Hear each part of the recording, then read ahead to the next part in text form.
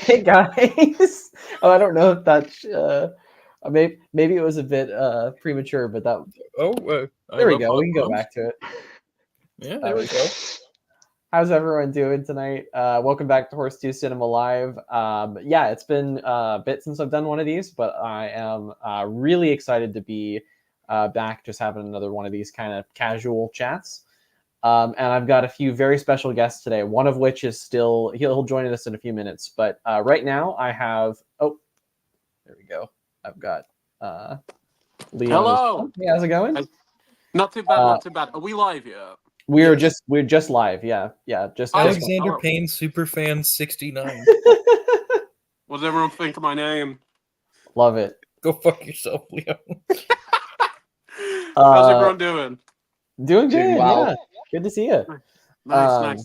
But to start, so we've got Sam from Sammy G's World of Cinema. How's it going, man? How to? Doing really well. No, it's so great to have you back. We were just talking backstage. It's been a few months since I've gotten you on the stream. I mean, I haven't been doing that many streams in general lately, but no, you're always a pleasure to talk to, man. Thank you, mate. Cheers, Jackson. Awesome. Thanks for the invite. Yeah. Cool. And then we also have Leon from Leon Talks Film. Hi, hello. Thank you for having me also. I always love appearing on the streams, and I don't know, we always talk about films, so it's always fun to do a stream. Yeah, no, absolutely. It's fun to just kind of shoot the shit and see where the conversation goes, for sure. Absolutely. But yeah, no, thank you so much for having me on. I really appreciate it, man. Yeah, no, great to have you as always. And then we also have Brady from not a YouTube channel, but not a YouTube channel at all. But he's always really fun to talk to about film. How's it going, man? It's going all right. You say I'm not from a YouTube channel, but I have had a few cameos on Leon Talks Film. Just a few. This is true. Few cameos. We could call you a contributor to Leon Talks Film, I suppose. More like an invader. An invader of the More space. Like an invader. I think the only time I've ever actually appeared on that channel and spoke was a collection update video he did, and I had a few films that I was going to send over to him, and I did eventually through my uncle afterwards. But I think that I recorded them in 1x1 on top of my freezer, like a deep freeze. I think that I just slapped films on my freezer, and I'm like, this is what Leon got. He doesn't have them yet, but he will. That was during an era where I was experimenting with shit posting on my channel too, and I just had really weird edits. And that video in particular has ADHD style editing. It's kind of incredible. I'll send you a link to it in a bit, Jackson. It's bizarre. It's the weirdest channel video on my channel. Okay, and just before I appeared, because of the aspect ratio I unintentionally filmed in, he put pictures of Zack Snyder all over the screen and said that this is presented in 1x1 to preserve the artistic integrity. And Leonard Cohen's Hallelujah was playing, and I remember he got copyright striked over it. And it's slowly zooming into Zack Snyder's face, because when you originally watched Justice League on the HBO Max, it had that exact same warning about the aspect ratio to preserve the director's integrity, so I just copied that shamelessly. One sec. I'm gonna get Bobo, but I'm still here, guys. No worries at all. While you're gone, I'm actually gonna read, because we also have a couple comments in the chat, real quick. First of all, we've got Mike from Did You See That? Hello. How's it going, Mike? Really enjoyed seeing you on the stream with Jason the other night when you guys were chatting about. Jason was doing his Academy Awards basically, so that was a lot of fun. And hope you're doing well, man. And we also have the viewer Drew saying, "Hey everybody, what's up? Hey Drew, how's it going?" Hello. And we've got another guest, Bobo. We have the shit rat. Oh, hey Bobo. He's crazy. Boy. He's crazy. We love him. The shit rat himself. Is he gonna go already? Oh wait, no, wait. Say hi one more time. Say hi, Bobs. Wave. Hello. First dog. He wants to go. I think. Go on. But yeah, hi to everyone in the comments. I'm so sorry I had to go. He was just growling a lot, and I was like, does he want to come say hi or something? No worries at all. Well, I guess we'll just start it off by asking. I'll just ask what everybody's been watching lately, like in the last week or so. I'll throw it over to you, Sam. Yeah. Excuse me, mate. I went to go and see Lost in Translation at Tyneside. Absolutely love it. One of my favourite films of all time. And I went to go and see Monty Python and the Holy Grail on Saturday. That was so much fun. It's probably my favourite comedy film ever, man. It is flawless. Oh, it's great. It's up there for me too. It's Yeah. very I've always got my dad to thank him for like introducing me to that film as well. It was always having repeated viewings on in like my household growing up. And yeah, it's stuck with me ever since. I just can't get enough of that film. And I watched a perfect, what you might call a family viewing sort of film, Cannibal Terror. Wait a minute. Is that a video nasty or? You're going through the video nasties right now, aren't you, Sam? Or like quite a few of them. I've seen on Letterboxd. I think I've seen that as well. Yeah. I was gonna say, Leon, John actually really likes that one. I don't think Nige was too overly keen on it. John really liked it. I think from what I remember when he showed like his video nasties. But I mean, I don't know. I think it's on 88 Films. Yeah, maybe I do have it. Let me have a look. Oh, wait. Yes, Cannibal Terror. I've seen half of this film. I've watched half of it. That's probably an indication on the quality. Oh man, as I said, there was, to be honest, Jackson, there was a couple of really. One moment. My God. Sorry. I was just looking at your score, and so I saw you give it like a 5 out of 10. So, I did, yeah. Which might be a little bit generous there, but I didn't mind it, mate. I just took it for what it was. Yeah, there was a couple of really harsh scenes. I will say that there was one very harsh scene in there that was pretty hard to stomach. A couple of really gruesome scenes in there, but there was some really good character work. Oh, Bobo. Hello again. He's back again. Trying to get him to calm down because he's barking so much. I'm so sorry, guys. It's all right, mate. It's fine. Yeah, it was fine, Jackson. I didn't mind it. The music got a little bit grating after a while, Yeah. but I think there was an alligator in that film that caught me off guard a little bit. So, Italian films with surprise alligators is a genre that I'm fascinated by its existence. So I don't know if you've seen Zombie or like Zombie Flesh Eaters, but that has an amazing alligator crocodile scene. Brady loves that scene, even though he doesn't like Italian films. Yeah, I don't know if I've seen enough Italian films to like really think about. I mean, does The Beyond have one? Just because it's set like in a Beyond swamp? doesn't. I wish It it doesn't? Beyond Okay. feels like it should have It definitely feels like it should. like a large reptile of some kind. Yeah. The spiders in The Beyond are amazing. I've got the Shameless edition of that, Leon, but I'm yet to watch it. It's so good. It's so Very good film. One of my, I mean, definitely my favorite Fulci that I've seen, but there's, yeah. I'm definitely looking forward to giving that one a watch, Jackson. And yeah, I love that dog, by the way, Leon. I'm so sorry. I'm so sorry he's like so barky today, and it's okay. right as I'm doing a live stream. I'm like, oh, come on, man. But yeah, Bobo, I love him, but he can be a pain sometimes. It's fine. I love dogs. He was great. So yeah, that was a Cannibal Terror, and then I was gonna say it's probably because he's just seen me. That's what. Oh no, he's just. I'm all joking, man. He's going on. I don't know what's up with him. Oh man. So Cannibal Terror, and then I watched Medusa Deluxe, which was Let's see that. Is that the one take film? it is. It was fine. It was okay for me, Leon. I think Yeah. it could have been executed better, in my opinion. There was some really good acting in there, but I've got to be honest with you, Jackson. The last 10 minutes was a real letdown for me. Is it? Oh, I know this film. Okay, yeah, I'll be yeah. back again in one moment. I'm so sorry. No worries, mate. No I worries. actually didn't know that this was a one-take film. That's interesting. I'll have to check it out. I will say I don't really I don't really like the one take gimmick that much. At least, I mean, I like a good long take, but the idea of doing like one take for a whole movie or like trying to stitch it together to make it look that way, it's never really worked for me that well.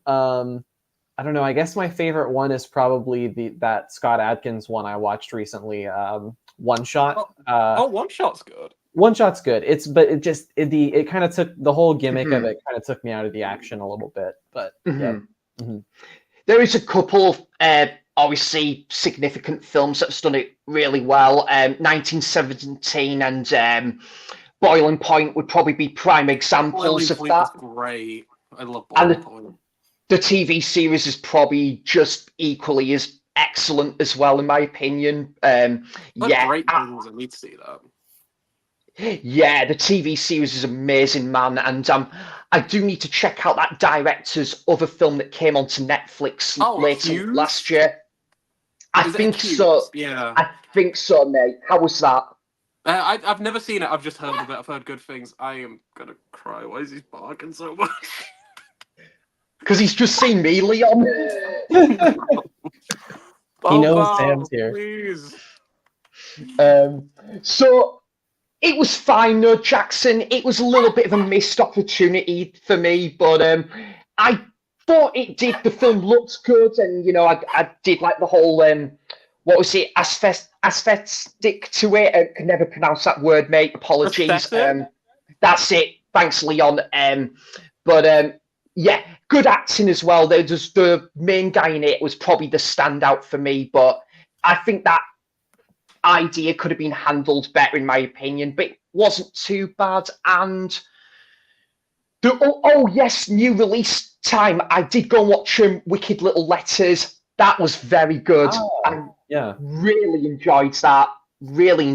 Probably the best comedy film we've had in a long while as well. Just brilliantly acted. I thought it was fascinating. It was based off a true story. Like as I said, the actors, just are absolutely on the roll with the dialogue and the scripts that they're given. Yeah, really good film. I definitely would watch that again. Olivia Colman's probably one of my favorite actresses as well. Yeah, I saw the trailer for that the last time I was in the cinema. I think it was for. I think I went to see. I went to see Poor Things again with a friend of mine, and cool. the trailer for that what's it called? Wicked Little Letters. Little Letters. Yeah, it looks really funny. Yeah, I'll definitely have to check that out. Yeah. I'm so sorry I keep disappearing. He's growling again, so he might bark again. Jackson, you don't need to rub in the fact that you saw Poor Things twice. You don't need to rub it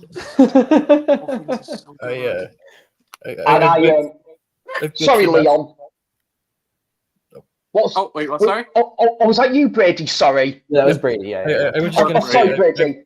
I've bitched to Jackson and Leon enough about how Poor Things didn't open in my area for some reason, and I'm gonna keep bitching because I'm not fucking happy about not being able to see that. It's really odd about like that. How that? Yeah, it feels like it should have gotten there by now for sure. Yeah. It's on digital now, at least. So it's on digital, so I could buy it and watch it at home, but I wanted to see it with the crowd. I wanted to see somebody's grandma wandering in, expecting like a costume period piece drama, and getting that. Yeah, I think I would have enjoyed that, but no. Yeah, it's certainly. Wow. I think Bobo is the most talkative one on this. Yeah, I agree. Yeah. Please put him in the description as a guest because he might as well be at this point. Oh, I'm so sorry, everyone. No worries. Well, I guess wait, is that that was your next? Did you have any more watches to talk about, Sam? I'm just trying to think on top of my head, mate, if there's anything else that spring to mind. I'm just pondering there. Yeah, no worries, no worries. Um,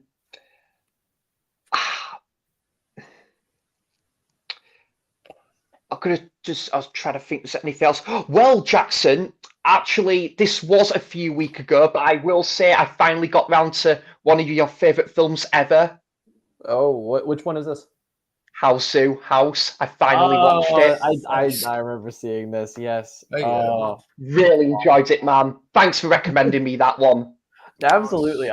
It's one of my favorite films to recommend to people. I mean, and I almost say that with like kind of a sneaky grin on my face because like it's such a wild film, and it's like the idea Yeah. is I would recommend it to somebody who's like who just wouldn't like it or something. I figured you would probably like it. Just you have like this very like eclectic taste in movies, so I'm glad you enjoyed it, man. It was it was choreographed brilliantly. I can see where thing like Everything Everywhere took inspiration from as well. It had that very bombastic sort of trippy sort of feel to it, but with it the film has got bucket loads of energy.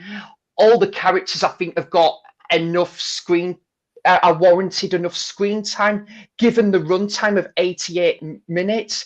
I think because I was having such a good time, the film could have even gone on another 15-20 minutes for me. But yeah, absolutely great. And really awesome film. I think I got lucky as well. What, sorry? He does not want to sit with you. Every time you grab him, he's just like, I know, but if I get him to sit down, maybe he'll stop barking. I don't know what else to do, and I don't want him to keep barking and interrupting everyone. Right. I don't know what to do. No one else will take him. I think your dog's just a bit of an arsehole. He is. He absolutely is. I love him, but he's a dick.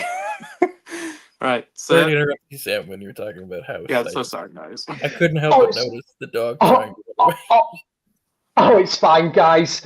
No worries. And actually, we'll just add, Jackson, that Eureka edition is out of print now. I got so lucky to win. Yeah, it is, man. I got up like 6 months ago. I can't believe that's out of print. Oh, that's I was shocked, mate, to be honest, but I got so lucky to win that in an eBay auction. And for the price I did as well, it was about 12 quid with postage. Nice. So I was very lucky on that one. So yeah. Those some of my watches there, Jackson. Yeah, I mean that's interesting that it's out of print though. I wonder if that's just because maybe the Criterion cover is just the go-to for people, and they like Eureka can't justify printing any more of them. But that's interesting. Yeah. Well, the Criterion's not out in the UK. It's only it's not. in Eureka. US. Yeah, it's just US. Eureka. Okay, that's so weird then. Huh. Maybe they just licensed it for like 5 years or something. Sure, that's possible. Because I know the labels tend to license it for a couple of years. I've got some releases, like one of these Jackie Chan releases I've got. I can't remember what it is, but they 88 Films licensed it from Sony. It's this one here. It's Snake in the Eagle's Shadow, and it's like one of the only titles, like a Chan one, that they've licensed from Sony, but they were only able to like legally sell it for like 3 to 6 months or something, which is insane to me. Like they only had the license for like half a year, and then they had to stop selling it, which I find baffling. Like, because you go to all this effort to like create a release, and then it's just like, oh yeah, you can't buy it anymore. It's already out of print. I'm like, I don't get it. It's bizarre. It is bizarre. Yeah, no, for sure. Well, some awesome watches there, Sam. What about you, Liam? Thank you very much, Ray. Okay, I don't have my phone, so I don't have everything off the top of my head. I'll probably forget some, and I'll probably be interrupted by Bobo multiple times, so apologies in advance. Okay, what did I watch? Well, me and you watched a film together, which was Half of the title is kind of correct in like selling the film, and it's not the biology part. We watched Bad Biology, and it was not very good. Directed by Frank Henenlotter, the guy who did Basket Case, Frankenhooker, Quiet Bobo, please, and Brain Damage.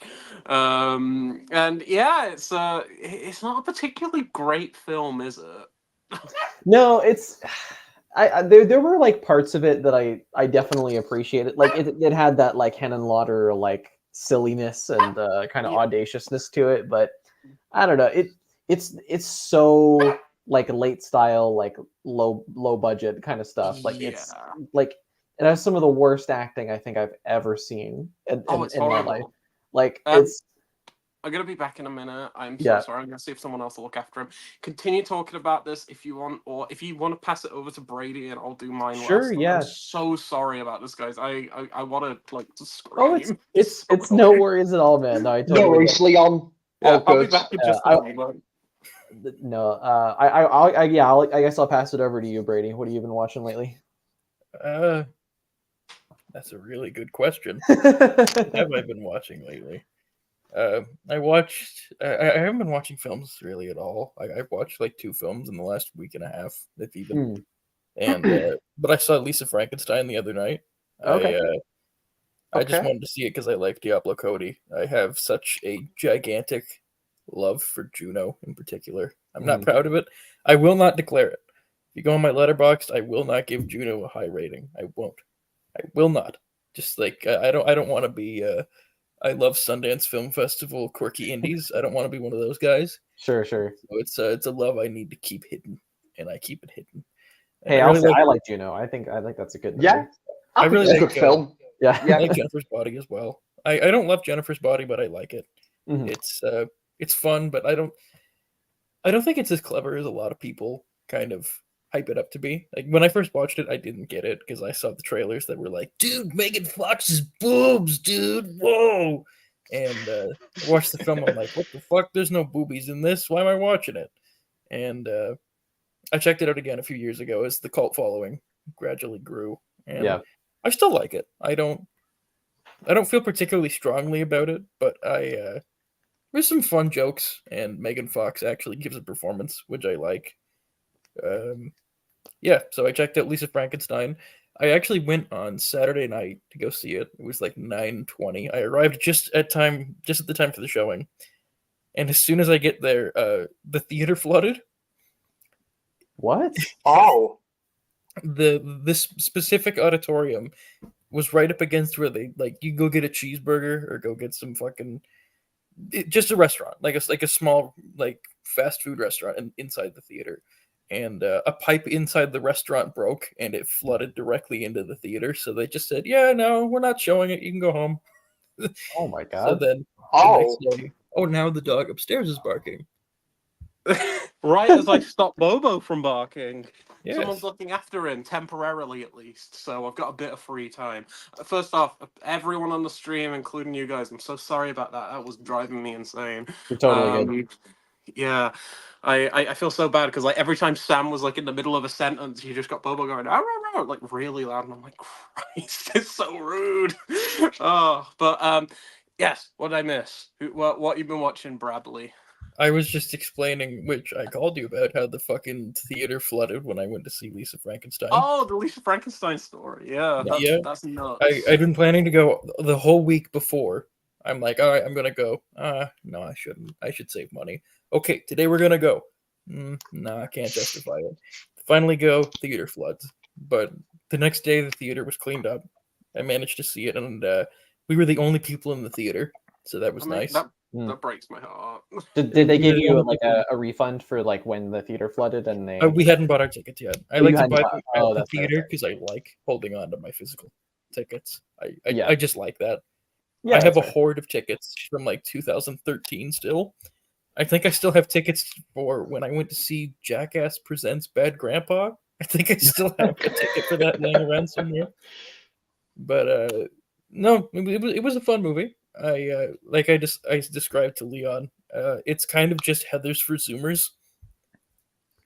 it's like a more of a horror take on something like Heathers, where unpopular girl goes about doing horror shit with a monster, except instead of it being a monstrous person, it's a literal corpse. Mm. It's a corpse walking around, played by a Disney Channel star, and no, Is I that liked it a lot. who's the lead in that again? Sorry, The girl or the monster? the Disney Star one. The Disney star. It's Cole Sprouse from The Sweet Life of That's Zack. right. That's Yeah. right. I didn't know he 'cause was in it.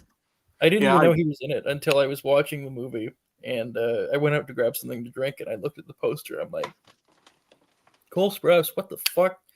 But no, he gives a great performance. He doesn't speak. He just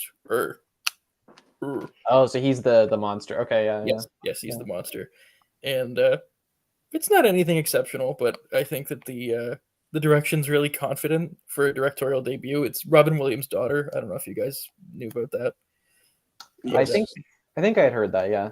Yeah, it's Yeah, Zelda Zelda. Williams' debut film, and no, it's confident. It's a good-looking movie. It's got a good pace to it. I liked it a lot, and I think it'll find its audience sooner rather than later.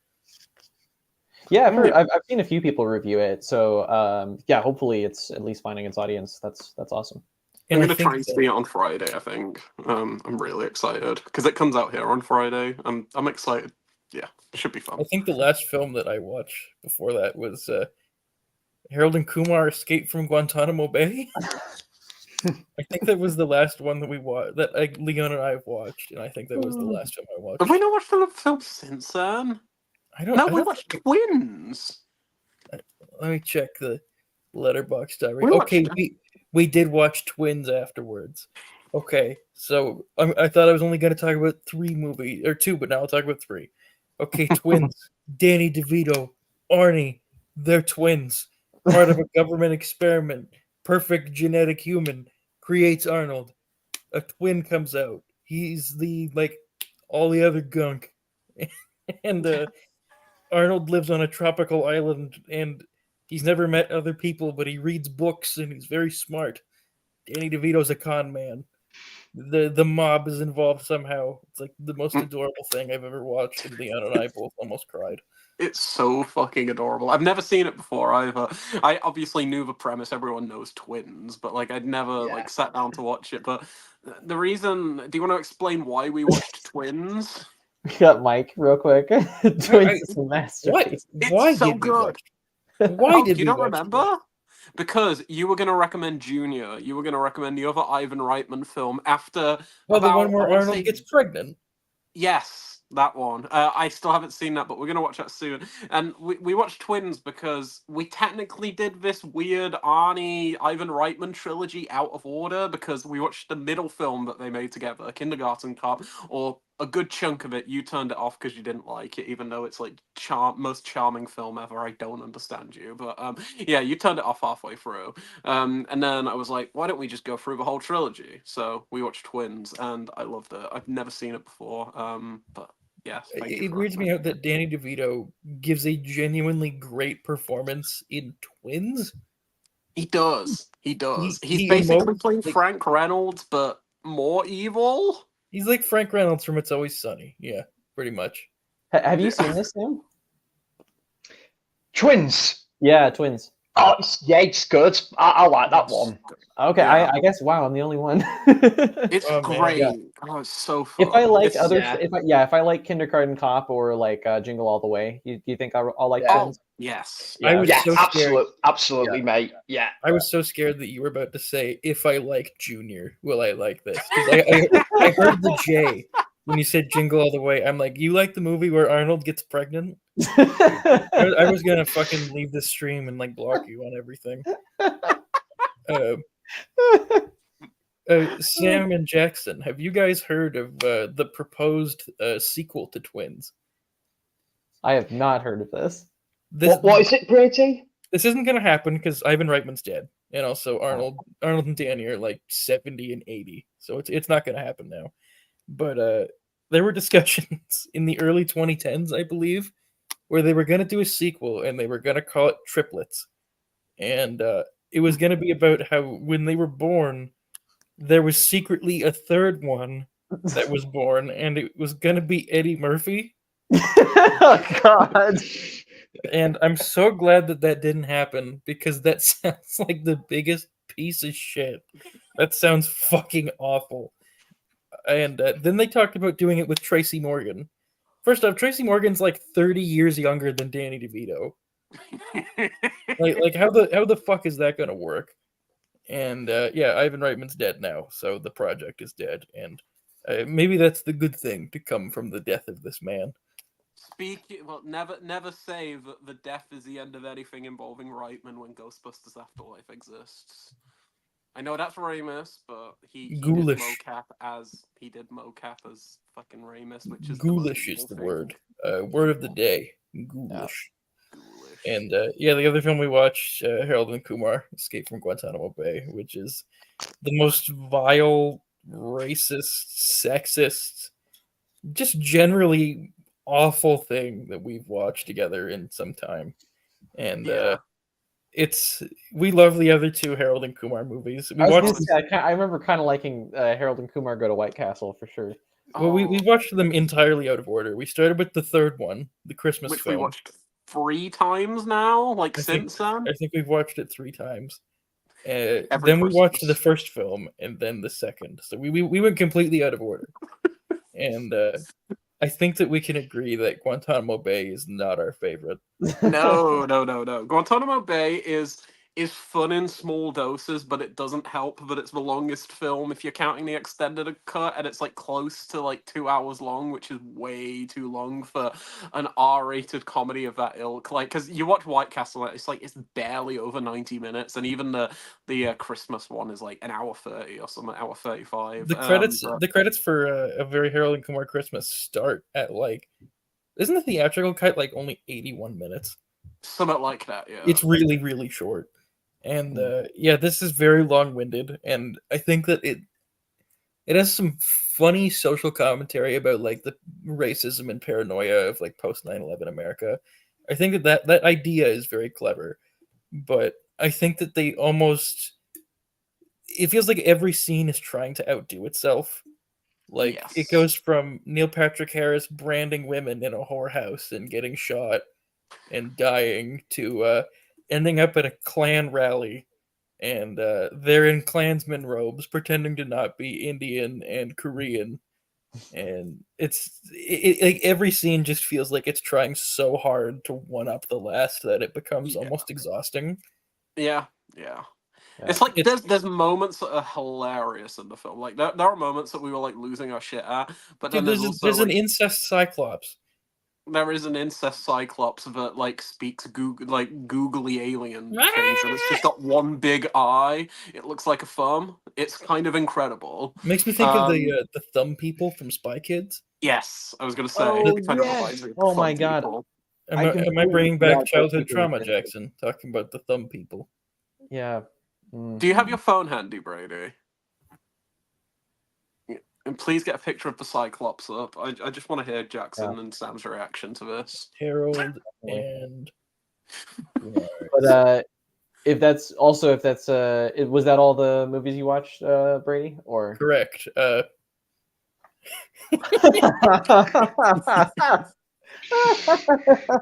It's incredible. And it only communicates in screeches like it's insane.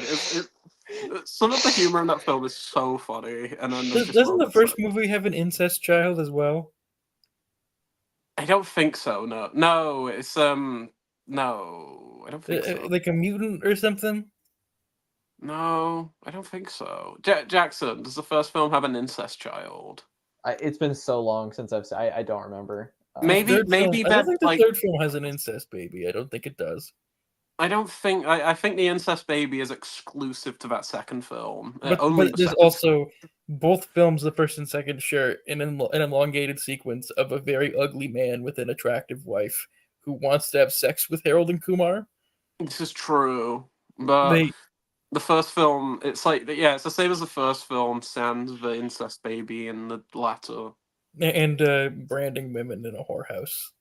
Yes, Neil Patrick Harris playing himself. I feel like Pretty I'm rambling. Like I sound like I'm off my medication or something. Like this is just unhinged as fuck. But no. True masterpiece that hailed And him from outside of 3 movies, I've been watching a lot of King of the Hill, and it's been warming my crusty old heart. Awesome. Cool. What about you, Leon? Bad Biology. Sorry, we're doing this out of order. Yeah, Bad Biology. Not very good. We basically spoke about that earlier. I posted a review for it over at Blueprint. I checked out the 4K. There are films like Akira Kurosawa's Seven Samurai, Hausu, amazing films that don't have 4K discs, but Frank Henenlotter's Bad Biology does. I so don't weird. understand it. I don't know. I don't know if this is appropriate to ask on a stream, but didn't he tell me this is about a woman with 7 clits? Yeah, technically that's what it's about. Yeah, and it's also that's not the weirdest plot of a Frank Henenlotter film. That's No. like I think Brain Damage does it for me, like a weird mutant that drinks brain goop. Yeah, I'd have to go with his short film Slash of the Knives or Slash of the Knife. If as a male, will Slash of the Knife make my legs cringe? Yes, Like yes, oh, it's yeah. I won't say too much other than it's about circumcision. if somebody in the chat Bizarre. knows where to find this online without the fucking Arrow Blu-ray, please give it to me. Yeah, I'm curious. Yeah, that's the thing is I watched it on the Arrow Blu-ray and I have no idea if it's available online anywhere. Well, I went looking Look for it. what I have. Oh, Brady, you don't have it. God, I'm sorry, that was mean. I'm unamused. Leon, The 4K. Leon, don't make me put you on timeout. We tolerated Bo. No. We you know what? Slash of the Knife. The 4K from Arrow is coming out soon, so This is I'll true. pick up the 4K. There's no reason for me to get the Blu-ray now, so I'll just get the 4K. Yeah. Cool. Other than Bad Biology, yeah. Bad Biology. I rewatched Nightmare or Nightmares in a Damaged Brain. That film is not very good, which disappoints me because the first time I watched it, I actually quite liked it. But on a rewatch, it is so long for a slasher. It's like, and it's only like an hour and 40, but in slasher terms, that can be like mean the end of the world because the best slashers are always between like 80 to 90, 95 minutes, I think. But yeah, it feels overlong. It's really, really cheaply made. It doesn't look very good. And again, it's another one that doesn't really justify the 4K format, so I was just kind of perplexed by it. I showed it to my brother, and I'll just say he was not amused. He did not like it. He was like really bored. I was going to say, Leon, I've actually got that coming in the post tomorrow. I was about to ask if you seen it because I know you're going to see the video now. I'll say, did you buy the new Severin release? Yes, from HMV's website. Yeah. You're in good hands at least because the actual disc is great. There is a documentary on that disc called Damaged, and I think it's like the life of David Hamilton Grant. I say this in my review, and I will say it again here. That documentary is worth the price of admission alone because for those who don't know, I know Jackson, I know you have like a brief knowledge in this and everything, but when Nightmare came out, or Nightmares in the Damaged Brain over here, the film released and the BBFC cut it by about 48 seconds or something. So the distributor of that film, Mr. David Hamilton Grant, decided to release it on video after the BBFC requested cuts and released it completely uncensored. And he is, to date, the only individual to ever go to prison for a video nasty because he released an uncensored video nasty. And this is like a feature-length, like hour and 20-minute documentary about this guy and what a weird, shady individual he was. Like he used to work in like sexploitation cinema in England, and then he did some other stuff which I won't go into. That's really interesting. But yeah, that documentary is worth the price of admission alone. So even if you find the film a bit crap, or if you love it, definitely check that documentary out. It's so good. I love that documentary. Because I think John has got that on the way, I'd imagine. And when I eventually get it as well, I'm planning on maybe doing an unboxing video of that one. Because I think Craig at Bumpers Movies might be doing an unboxing of that one as well. So I definitely want to check it out. I know Nige quite it's like that one as well. So, Yeah. but sorry to hear it didn't work out for you, that one early on.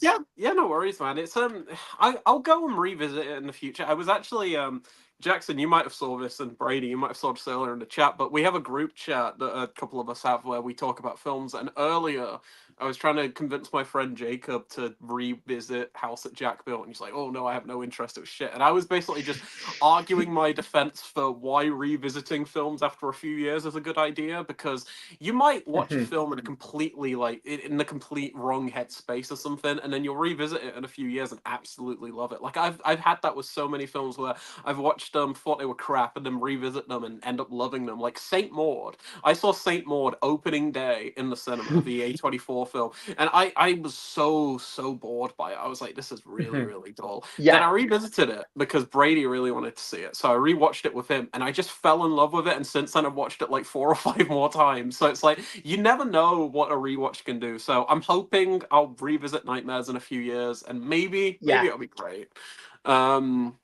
But yeah, outside of that, I watched Thanksgiving with said friend Jacob. That was a blast. I saw that at the cinema, loved it, revisited it. It's still great. Eli Roth as a person, bit of a shady guy with his some of his interesting views on Instagram. I'm not going to get more into that here, but I might not like the guy very much, but he made the best film of his career, and it's something that's so fun, so energetic, so funny. It's a blast. It's like Jackson. I'm gonna recommend at some point for us to watch it because it's so much fun. The only reason I didn't watch it when it came out last year was just because I hadn't seen I actually haven't seen an Eli Roth film. I don't think. Really? Yeah, I'm pretty sure. I don't think I'll go for some Eli Roth films with you if you want. Yeah, I would definitely do that. But maybe I didn't want it to be my first one, but that's fair. Yeah, I do want to get around to it for sure. Like that and Saw X were like the 2 big horror movies that I missed in terms of the big ones. So they were so much fun. I'm trying to think. Before we streamed, like a couple of hours ago, I watched half of a documentary that I'm going to finish later. I don't know if anyone's heard of it, but it's called Going Clear, and it's a Scientology documentary about how crazy Scientology is and messed up it was. It's like a HBO documentary in 2015 where they got a bunch of ex-Scientologists, like celebrities and stuff, to basically talk on behalf of what actually goes on behind the scenes there. And I don't know if everyone's clued up in Scientology, but it's nutty. It's pretty out there. Interesting documentary, but I will finish that later. And I'm trying to think. I haven't watched much more outside of that. I got one more. I watched a documentary today, which I was very, very, very disappointed by, and that is the Hideo Kojima documentary that just dropped on Disney Plus. It's called Connecting Worlds, and for those who don't know, Hideo Kojima, he's like, the documentary says it better than I could. He's basically known as the first ever auteur in video games. Like, he's the first person to really have that kind of defining label as like a creative in the video game medium. And I adore the guy. I think he's great. A lot of people call him like a flat out genius. I think he kind of, if anyone's familiar with kind of like the rabid cult fan base of someone like Kanye West, where like his fan base will go nuts for everything and just consider him like a messiah almost. That's kind of what Kojima is in the video game world.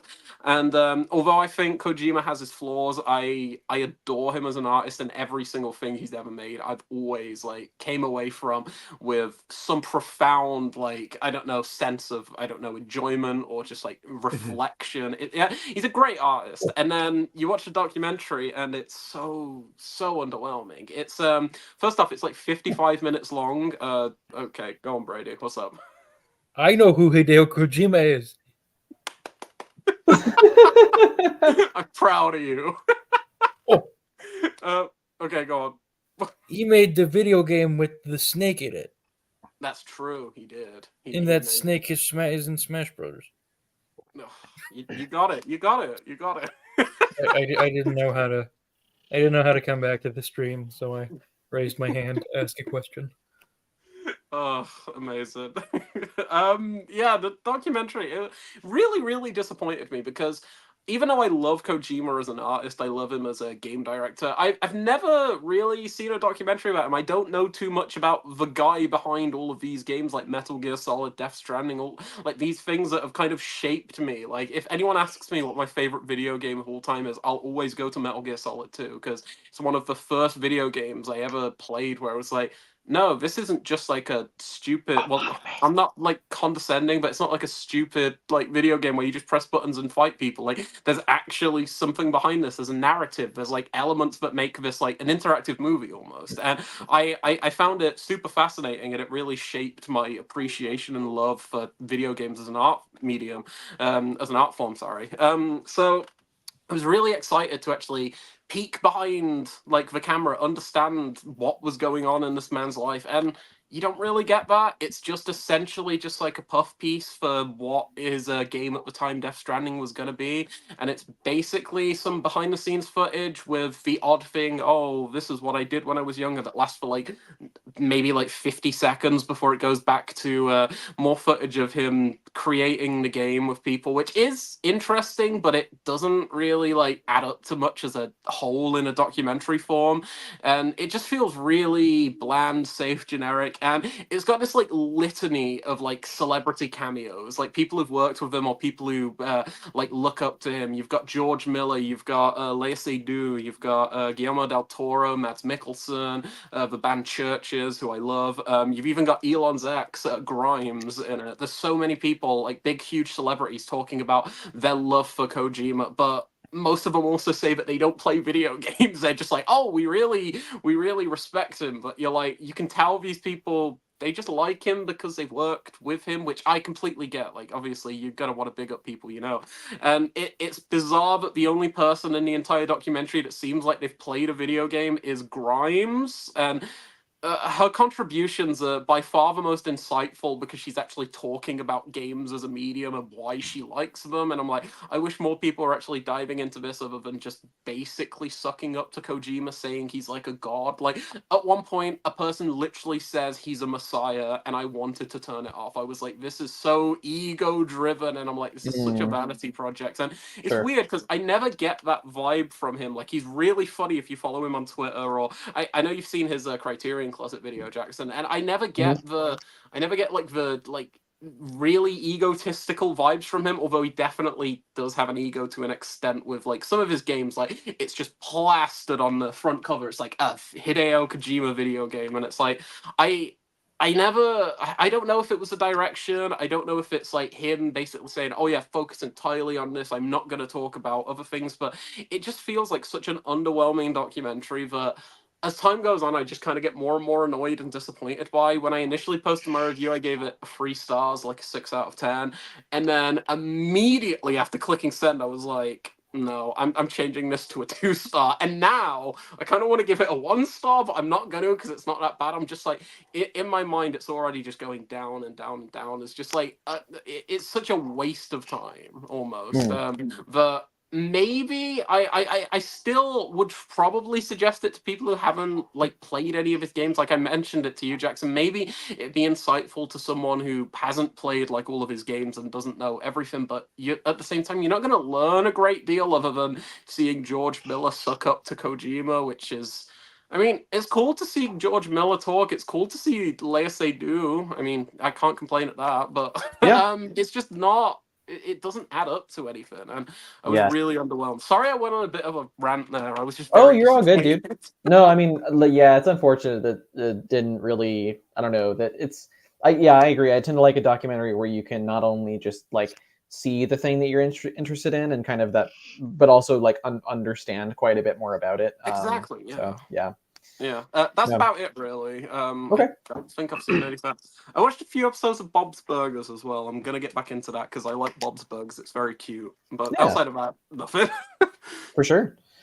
And then for me, I'll just do like maybe the last 4 or something here. Last night I watched Jackass, the movie. I'd never seen the original Jackass. Yes. I liked it a lot.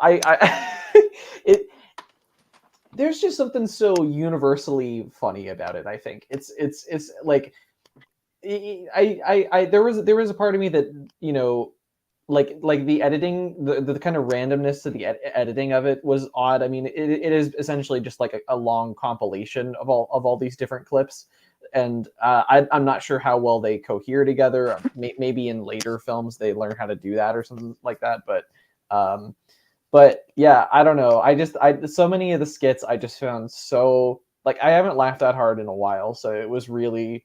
I gotta say, yeah. I gotta ask you while it's on the top of my mind, Jackson. Which sketch grossed you out the most? So, the one that made me cringe the most for sure was the paper cut one. Yes, I was yes, like, the fucking paper cuts are Christ. horrible, horrible. Sam, have you seen Jackass the movie? Do you know what? I think I have, but it was years ago, man. Yeah. I can't remember it. It isn't like imprinted in like memory for me. It's definitely a series of films I definitely need to go and dive into. But and obviously it's the TV series as well. Yeah, that is something I'd like to try and put right this year, definitely. Weirdly, the Jackass movies were very important to me growing up.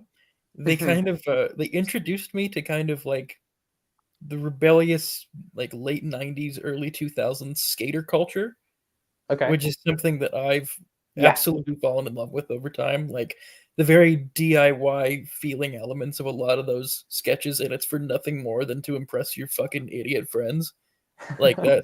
Yeah. It reminds me of the spirit of a lot of like if you go pick up like a Thrasher skateboarding video or even like Bam Margera's CKY, which predates Jackass. That was something about that. It's just so pure. Fucking idiots doing stupid shit to make their friends laugh. I completely agree. Like you can tell that they're doing it because like there's no cynicism to it. There's no like we're trying to capital, like they technically are trying to get views and maybe make money off it eventually, but you can tell that they're doing it just because they love doing this, which is so odd to think about because some of the stuff they do is insane, but there is something kind of wholesome about it in a weird way. I think if you find like Jackass the movie wholesome, I think you'll really love Jackass Forever. Jackass Forever. That's what I've heard is that that's like the most wholesome one for sure. I mean, I heard that was good. Yeah, it's wholesome, but it also still has a lot of like dick and cum and shit. Yeah, literal shit. Probably I can't recall if there's actual feces in. I know there's one of them with actual feces, but I won't spoil it. I'll let the surprise. I'll let the first remain one. a mystery The first one for technically Jackson. has the first one a couple times has Is the first one I have forgot Dave that, England Jesus. taking a poop in the hardware store? Yeah, like which is so funny because I've seen so many like meme accounts like make a version of that over the years where it's just like where somebody's just doing that in like a Home Depot or something, and then like the Jackass guys actually did it, like like I always think of the finale of Jackass the movie where I'm lubing up the toy car to put the toy car up my butt and going to the doctor and getting an X-ray and them seeing it. There's a fucking cartwheel shoved up your ass. Oh my god! I will say, you say that Jackass the movie is wholesome. Be prepared for Jackass number 2 because that's a vile film. Jackass number 2. I'm stealing this from. I think it's the top Letterboxd review. I think it is the top Letterboxd review for Jackass number 2, but they describe it as simultaneously one of the greatest comedies filled with visual gags and body horror movies ever made. And I can't. Josh Lewis says that. Yeah. I can't even disagree because if you watch something like The Fly and you're watching Brundle gradually turn into a fly, Brundlefly. Mm-hmm. You're looking at a special effect, even, no matter how effective it is. You're in the back of your mind, you're always going to know you're looking at a special effect. You watch Jackass number 2, and you are not looking at a special effect. You are watching these men fucking mutilating themselves. Oh god! David Cronenberg's favorite film. And number 2 was also when they were at their worst when it came to drinking and drugs. Yes. So the harm that they're doing to themselves goes to such an extreme that it's fun fact, it's actually censored in the United States. I've heard this, yeah. When it was released in theaters, they had to censor it, and the unrated cut is what you want to look for. Yeah. And if you watch it, if you watch it, Please come to me. I need any excuse to watch Jackass #2. Yeah, no, we'll do it sometime for sure. I give it a sincere 10 out of 10. Like no joke. That's awesome. No, I'm looking forward to getting more into these movies. And then the other day I went to the BFI and I watched City of God, the Brazilian movie. That's a brilliant film. Love that. No, I didn't like it as much as most people do. Like it's like one of the highest rated movies on Letterboxd for sure. And IMDb. Yeah, it's like really, really well regarded. And I liked it for sure. Like I don't know. I think the main issue I kind of said in my review was that I liked the film more when it was like this. I thought it was really, really good at kind of showing you a lot of like the really human moments that people have despite all of this like chaos and violence around them. I even though it's not quite to the same extent, I thought a little bit about Moonlight and just in kind of the way that like deals with a lot of those same human moments. There's actually a lot of shots that I'm from Moonlight that I think had to have taken inspiration from City of God. But I wasn't quite as compelled when it's like a really hyper violent like kind of Scorsese like gangster film. But I do want to come back to it at some point because I think I would probably like it more on a rewatch. It's a really, really well made film. Like every once in a while I watch something that I'm like, this is just a really, really well done film. It just didn't personally connect with me as much as I wanted to. And that stuff I'm always like definitely compelled to revisit down the road. Sorry, Jackson. Oh no, I was just going to ask you. You've seen that as well, yeah? City of God. Oh, I think it's brilliant, mate.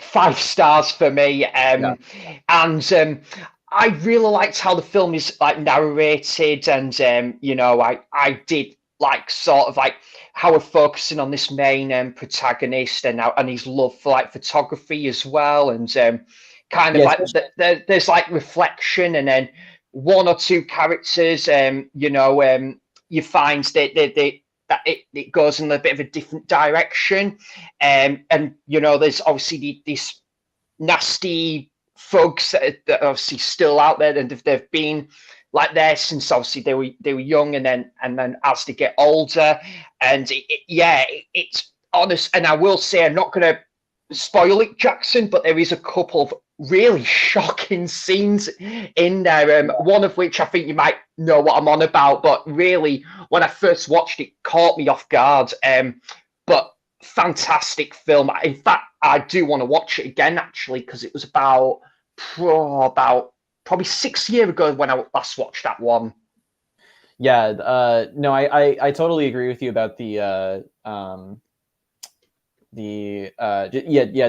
just like kind of what a shocking like visceral experience it can be like at times. Yes. For sure.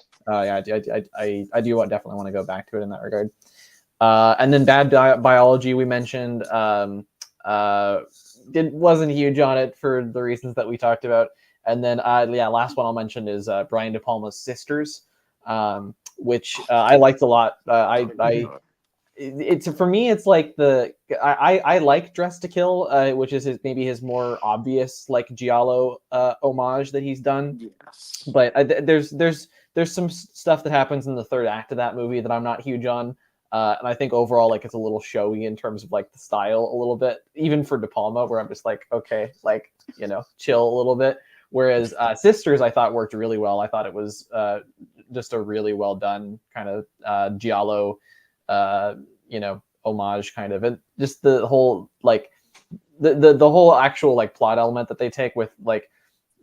I guess I won't spoil it, but the title Sisters, like what they do with that is pretty interesting. So yeah. Yes. Yeah. Oh, is it on the Arrow label, that one, Yes. Jackson? It is, yeah. Oh, you've got it, Leon. I'm Yeah. trying I to think I find watched my it on copy the of it. Criterion channel because I think they have it right now as well. They've always got a few De Palmas on there. Yeah. Yeah. Definitely another director I need to get more into his filmography this year. That's for damn sure.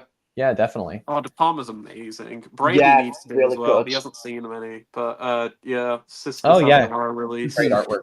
on that. Yeah, it's got the theatrical poster, and then I don't really like the alternate art as much. This is the alternate art. I don't like it as much. That dude, that's the actor. He's in a lot of De Palma's like early films, especially Phantom of the Paradise. Yes. But he's so creepy in Sisters for sure. He is.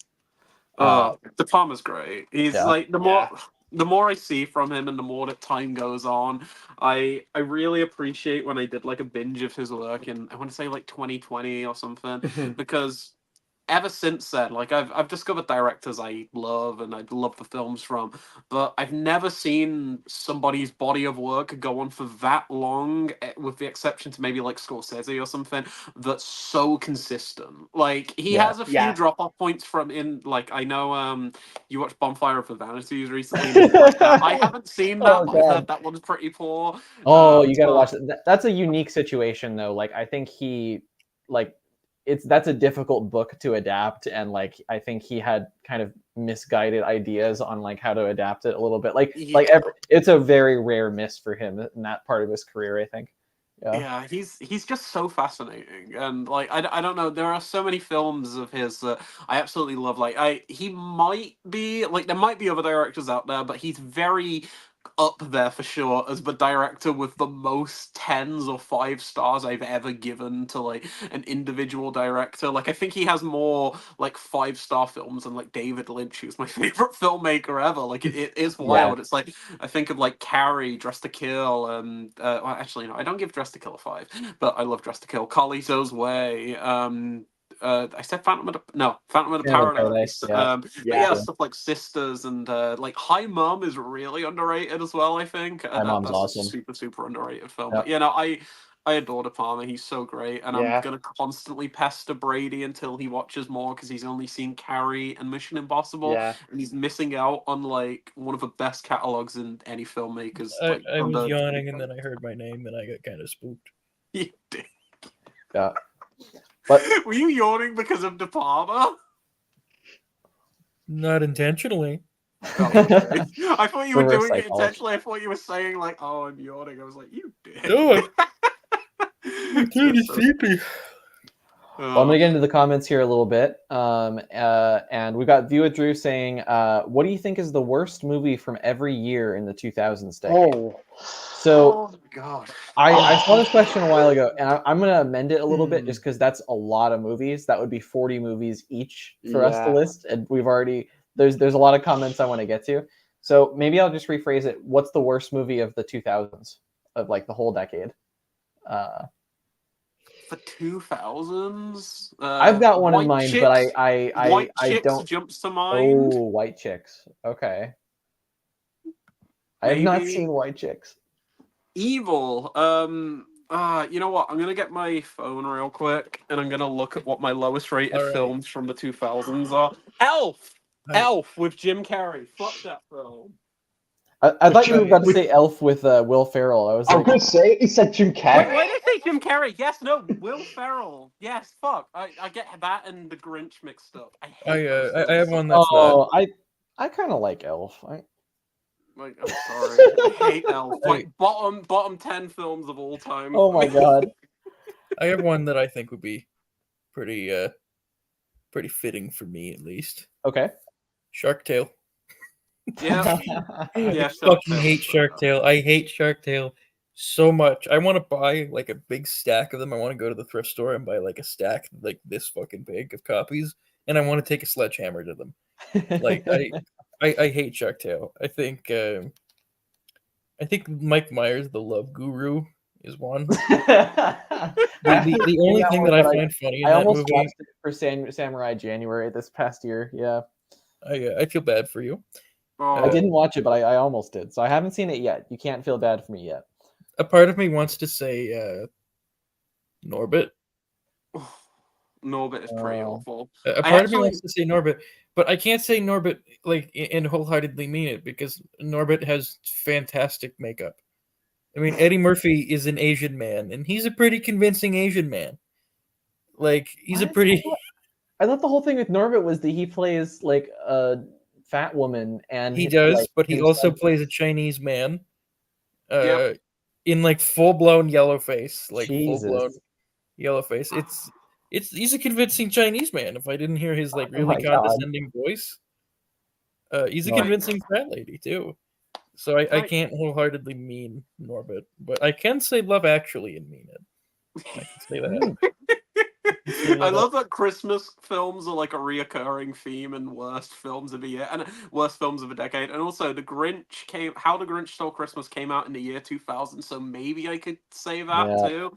that's the- If any of That's you the say Jim Cat in Carrey the one. Hat, if any of you say Cat in the Hat, I'm gonna lose respect for you. Cat in the Hat is amazing. Don't worry, I'm not saying I that. told you Cat in the Hat was amazing, and you didn't listen to me. And then we watched Cat in the Hat, and we realized that it is auteur cinema. It is auteur cinema.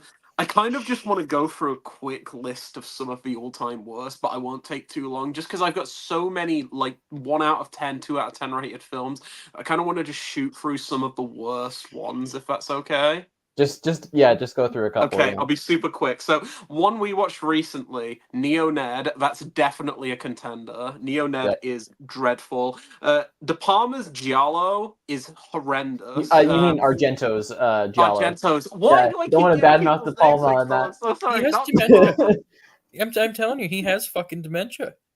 I think I do. One that Brady made me watch, the John Cena action vehicle, the Marine. That Yeah. is horrible. The 50 Yeah. Cent drama, Get Rich or Die Trying. Any of the movies like Date Movie or Epic Movie. Yeah. Maybe Book of Shadows, Blair Witch 2. Maybe Kangaroo Jack just on I can't say- advertising. I can't agree with you on Book of Shadows, Blair Witch 2, because there's a really good idea in there. But the execution, and I'm talking about the film as a whole. It's like I know you're talking about don't... the film as a whole, but I can't poo-poo it because like I can't. I mean, I hate Book of Shadows, Blair Witch 2. I hate the end product, but I can't just shit on it and be like, oh, it's completely worthless because it does have that going for it. Yeah, It goes nowhere with agree. it. It goes nowhere Yeah. with it. But I think it's an incredibly clever idea to hire a documentary filmmaker to make a fictional movie about the success the of Blair Witch Project. Yeah, Yeah. there's elements to it I admire for sure. It's like and I it's like Scream, but for found footage or something like that. Like it's an it's like Scream for found footage. Yeah. And real quickly on speaking of films that like have merit in their own ways that I want to shit on, but I can't, is Alien versus Predator Requiem. Because that's a good example. That movie's like a 0 out of 10 on a quality scale. Yeah. But that movie has such fucking amazing practical special effects. The practical special effects for like the Pred alien suit, the Predator suit, all the different xenomorph suits, they're fantastic. Like if you look at behind the scenes stills of what the Pred alien suit looks like, it's fucking mind blowing what they were able to accomplish practically. But you can't see it. You can't fucking see it because the movie is so dark. You can't see a thing. The whole movie looks like this. Like it really does. Like he's not exaggerating. I watched it after he told me this, and after I'd heard so many awful things, I was like, oh, obviously people are overhyping it. No, the film is so dark on a brightness level that for probably about 50 to 60% of a runtime, you cannot tell what is going on. It looks like this. Insane. It does. It looks like that. It looks like that for the entire film. It's crazy. Did that come out in the 2000s or was that 2010? 2007. Okay, 2007. That's a close contender. Leon? Bye. I'll add him back. They didn't want to hear you talking about Alien versus Predator Requiem. Did I get kicked? You got kicked like briefly. No, I was just saying it probably would be like bottom 20 worst films I've ever seen. Alien versus Predator Requiem. I got a few more that I'll quickly speedrun. I mean, like 4 or 5. Leon? Oh, yes. You didn't see this before the stream? Look at my shirt. Oh hell yeah! I love that shirt. That's great. And I love hot moms. Amazing. And then immediately after a positive interaction between the two of us, you're not going to like me for the next one. Shane Carruth's Primer is one of the worst films ever made. I fucking hate that film, but I also really dislike Shane Carruth. But that film is fucking dreadful in my opinion. A Beautiful Mind, very, very well might be one of the worst films of the 2000s. I hate A Beautiful Oh, Mind. I also really? hate Ron Howard. I really don't like Ron Howard. Elf. Okay. And I got two more. Clint Eastwood's Gran Torino. Oh, wow.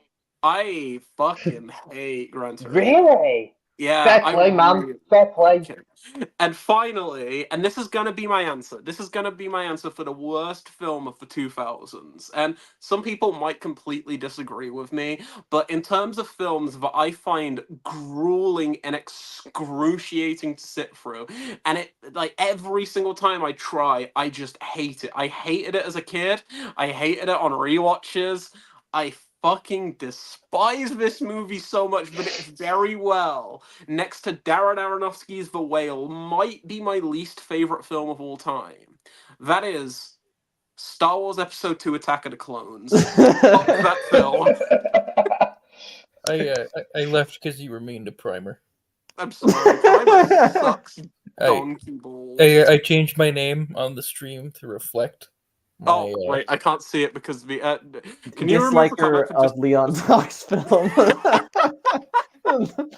No. I have one. I have one more, and then we can get to what Sam thinks. Because he's been really quiet, and I feel like a dick. I'm so sorry. So sorry for doing that. No, it's alright, mate.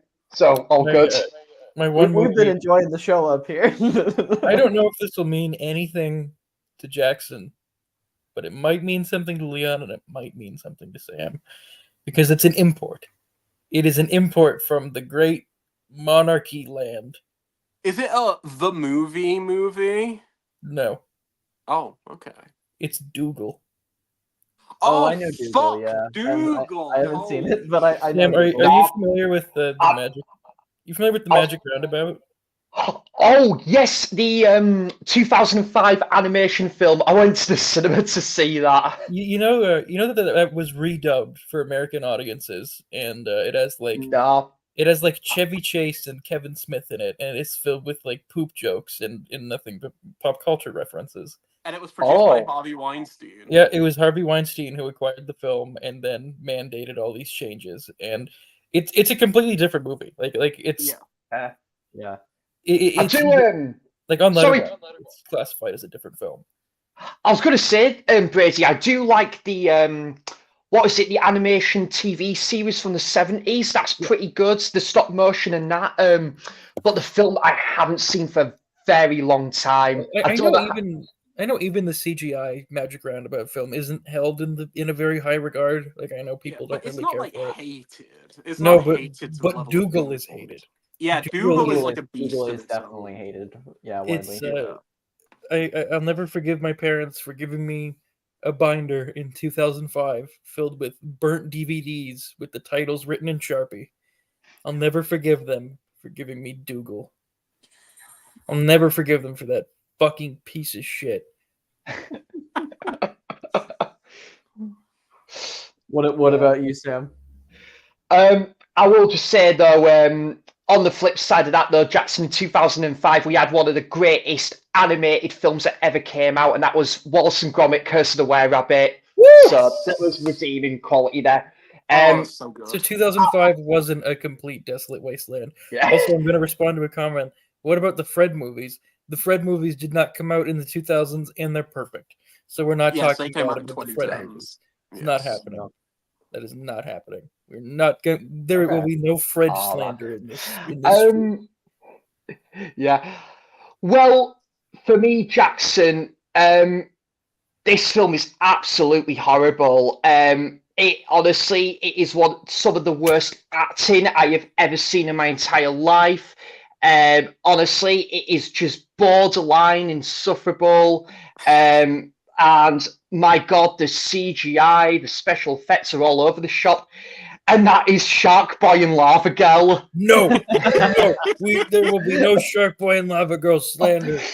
Oh man, I'm glad you like it, man. But it's the funny thing is, I don't know what I give that. I literally don't know what I give that on Letterboxd. I don't think I score it. I think I've only watched Shark Boy and Lava Girl. I loved it when I was a kid, but as an adult, I think I've only watched it under the influence of drugs.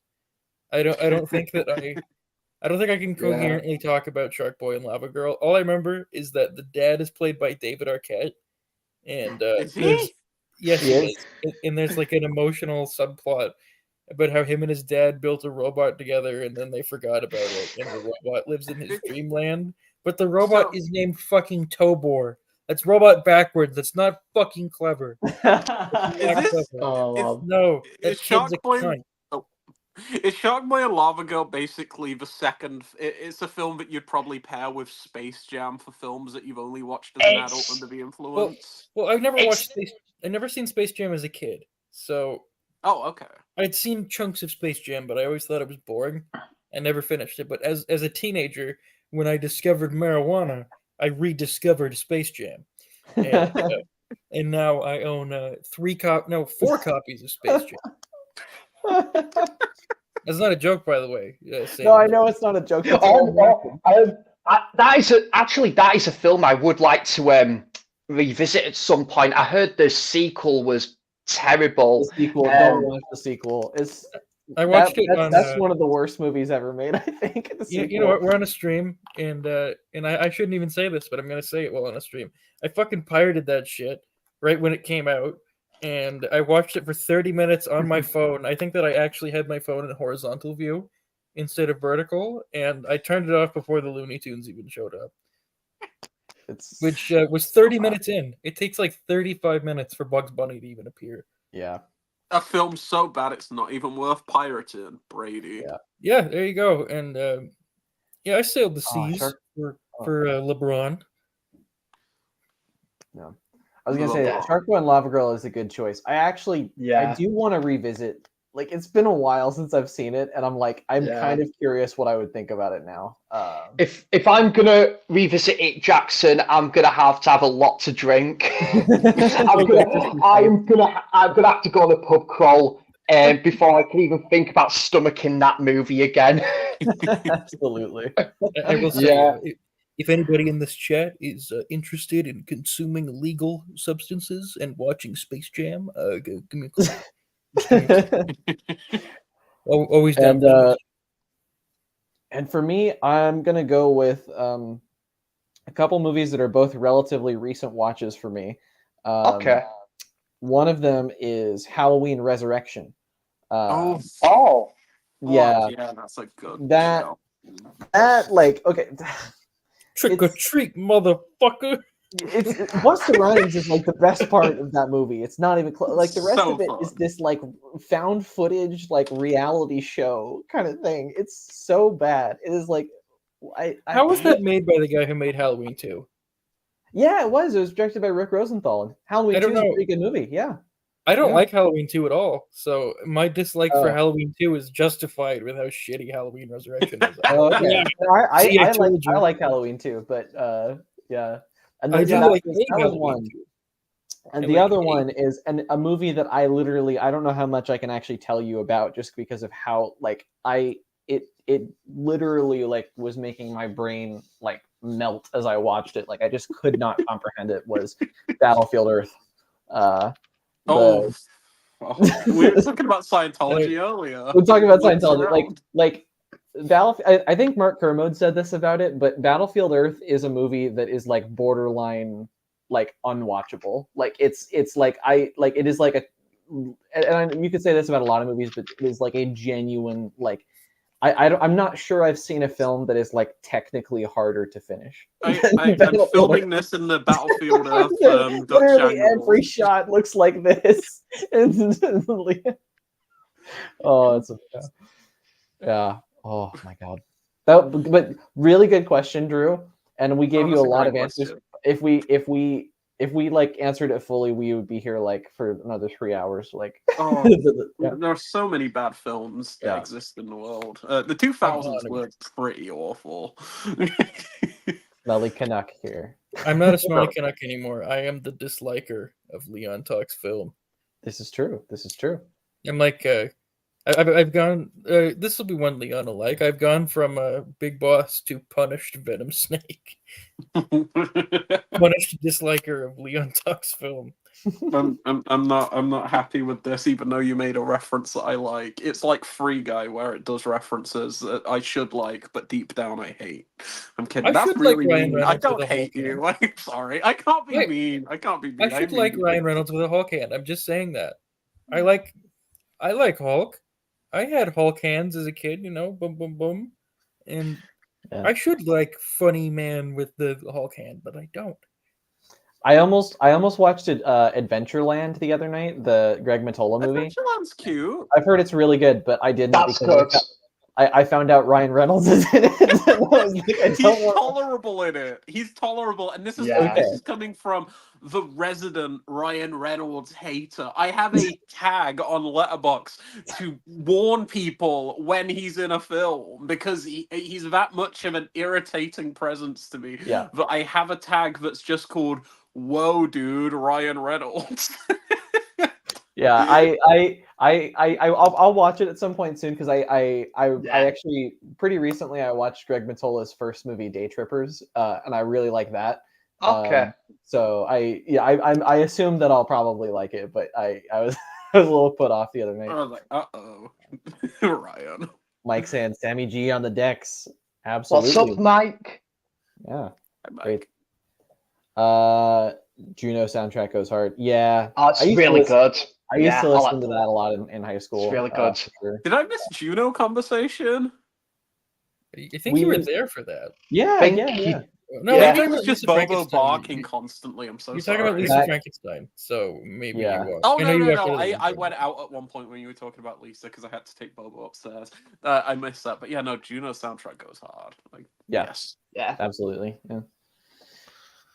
Mike says, I'm guessing the next movie that you're all seeing in cinemas is Dune Part 2. That's true for me. I will let Sam go on that, but Oh my God.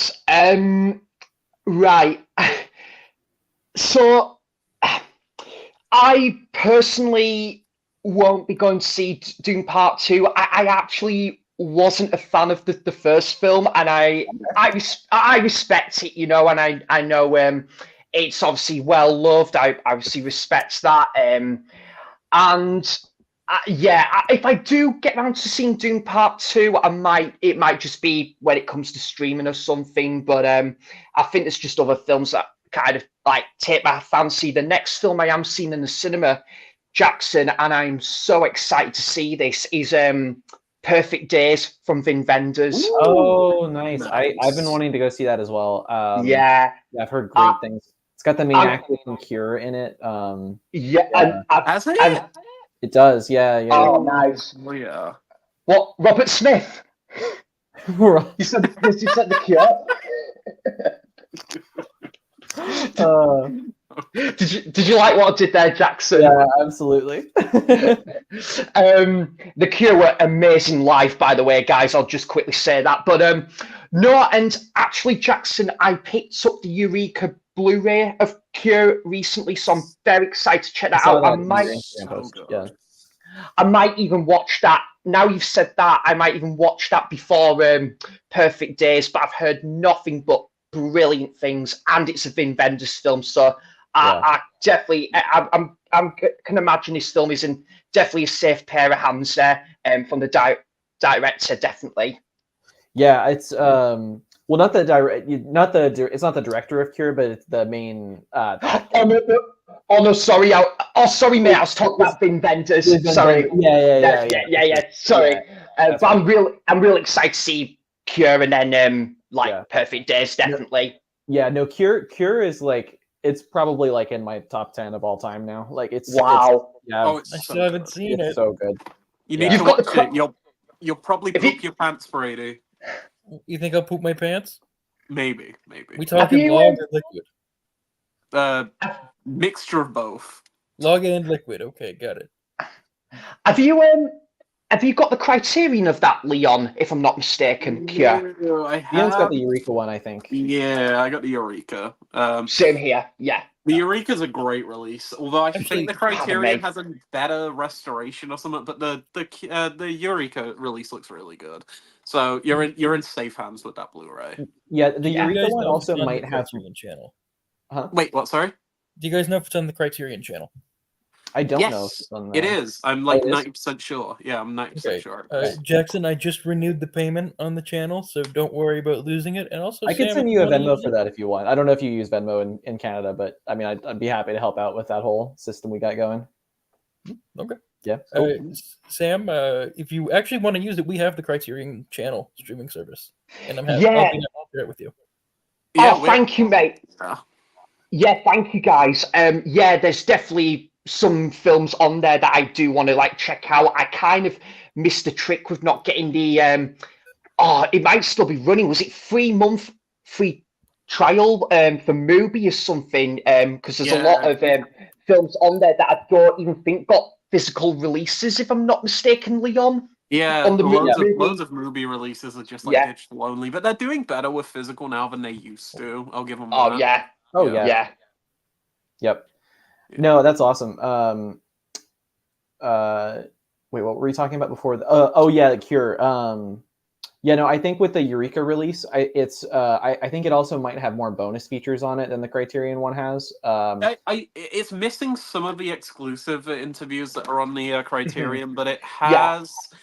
has free new video interviews. Oh no, it has free video interviews, an archival one with Kiyoshi, and a brand new one exclusive to the release with him. But then I know the Criterion also has like a conversation with him, right? And I can't remember who else. It's him and Ryusuke Hamaguchi, who directed Drive My Car and yeah. So a very very good conversation that they have. I have seen that one. Oh, excellent. And yeah, Drive My Car, a 10 out of 10 film for me, Jackson. Absolutely love it. I've been wanting to I've only seen it the once. I mean, it is very long. It's a long rewatch, but it knocked me off my feet. It's so good. Yeah, been really wanting to revisit that. Yeah. Oh, and did I ask you, the rest of you, actually, the next film that you're seeing in theaters? Lisa Frankenstein. Lisa Frankenstein. Yeah. Nice. And I don't know what Brady's seeing. Yeah, can ask him when he gets back. Yeah. Jackson, what's your bucket list of things to do in the UK when you go back, before you go back to America? It's tricky. I mean, I'll definitely be coming back to the UK like at some point, like just to visit or something. Or honestly, I maybe I could even see myself getting a job here one day. But I mean, it's not something I'm like actively pursuing at the moment. But in terms of like, yeah, I'm trying to think.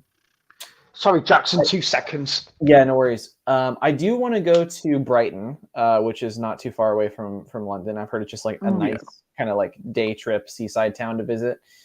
And I don't know if I'll get around to it. I would love to visit Newcastle. I like, it just seems like such a fun city to It really is, mate. Yeah. So I will see if I can arrange that in the next few months. Just have to see how much time I have and everything. And what's that? One of them meet up. We should meet up. We should meet up. We should be amazing. I know. I'd love to just like go see some Gonzo shit with you. If there's ever like a Ferrara film playing or something nearby, I'm like, I'll come to London to come and see. Oh god, I will look at the Prince Charles Cinema's schedule, because they're always doing weird cult stuff. Like they're awesome. Yeah. Oh, that's great. Yeah. Twins is a masterpiece. Yeah. It's so good. Yeah, so good. Imagine a remake of Twins, one of you four being a twin with The Rock. That is kind of the idea for it, right? Like the whole joke is just like how like absurdly different they are. Yeah. Nowadays it would be like Dwayne Johnson and like Kevin Hart or something. It'd just be like that kind of pairing. That's just the Jumanji movies. Like they've done so much together, haven't they? Done other movies like there was a weird spy one or something, Central Intelligence or something. I never saw it. I think they did a few together. Yeah. But yeah, I'm trying to think of like. Here's a question to throw at everyone: what would be the worst modern pairing of two actors for twins? I'm trying to think of someone to pair with Ryan Reynolds, but I can't come up with one, so he's extinct. He's invalid for that one. Worst pair. Like I'm trying to think of Tyler like the most Perry and cursed, like just like canceled celebrities who have done awful things and stuff like that. like Like Kevin Spacey. Kevin Spacey and Ansel Elgort. Just Baby Driver. If you could get directors like Woody Allen and Polanski. Yeah. Oh,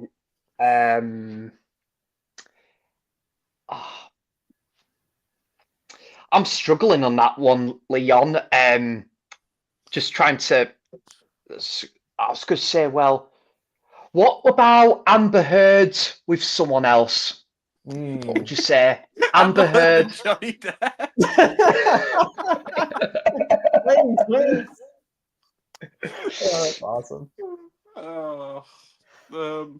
All I'll say, involving like Amber Heard and Johnny Depp is there is an amazing clip that I think YMS uses in his Aquaman and the Lost Kingdom review of Johnny Depp in court saying Aquaman, and he says it in like this really demeaning way that I find fucking hilarious. And I'm just like, whenever I hear someone say Aquaman, I just think of it and just like, because it's like, I think it's like a voice memo or something, or like a recording of him having an argument with her, and he's like really drunk and he just slurs like Aquaman, and it's like the greatest thing I've ever heard in my entire life. Brady, do you know about what I'm on about? Did I just come back and hear Aquaman? Yeah, but not for the reasons you're thinking. I proposed a question to the chat, which I'll ask you too, and it was what would be the worst modern pairing for a Twins remake? And Sam said Amber Heard and someone. I threw out Amber Heard and Johnny Depp. And then we got onto the discussion of the clip that played in court of Johnny Depp and Amber Heard arguing, where he like slurs Aquaman while he's really drunk. I don't know if you've seen that, but it's incredible. I've not seen it, mate. No. Oh, it's so funny. I'm thinking of a worst comparisons, like worst ones that you could get. Maybe John Cena and Sam Jackson. the whitest man to ever live, paired with Sam John Jackson. Cena the whitest man to ever live? No. I thought he was on about Sam Jackson. No, I'm talking about fucking John Cena being a total honky. No, he. By the way, I don't know if you know this. John Cena speaks like pretty decent Mandarin. Yeah, I know. The Bing Chilling video. Yeah, the Bing Chilling. Yeah, the video. Bing Chilling. Yeah. I probably just butchered Mandarin, but I'm trying to figure out the exact way to pronounce the intro to that. One of my flatmates is Chinese, and it's I think it says this in the video, but yeah, Bing Xiling just means ice cream, but he just keeps like going like on and on about it. Have you ever heard the translated version of Bing Chilling? I have, and I've also heard the mistranslated version of it, where it like has him apologizing about Taiwan or something like that. Like it's very funny. Oh, you know he actually did that, right? Like he actually. I know he actually did that. Yeah. But it's funny like to have like that as like the Bing Xiling video. But yeah. But all right. Good choice. Good morning, China. I have ice cream with me right now. I like ice cream, but Fast and Furious 9. But compared to ice cream, Fast and Furious 9, it's my top favorite. So now it's music time. Maybe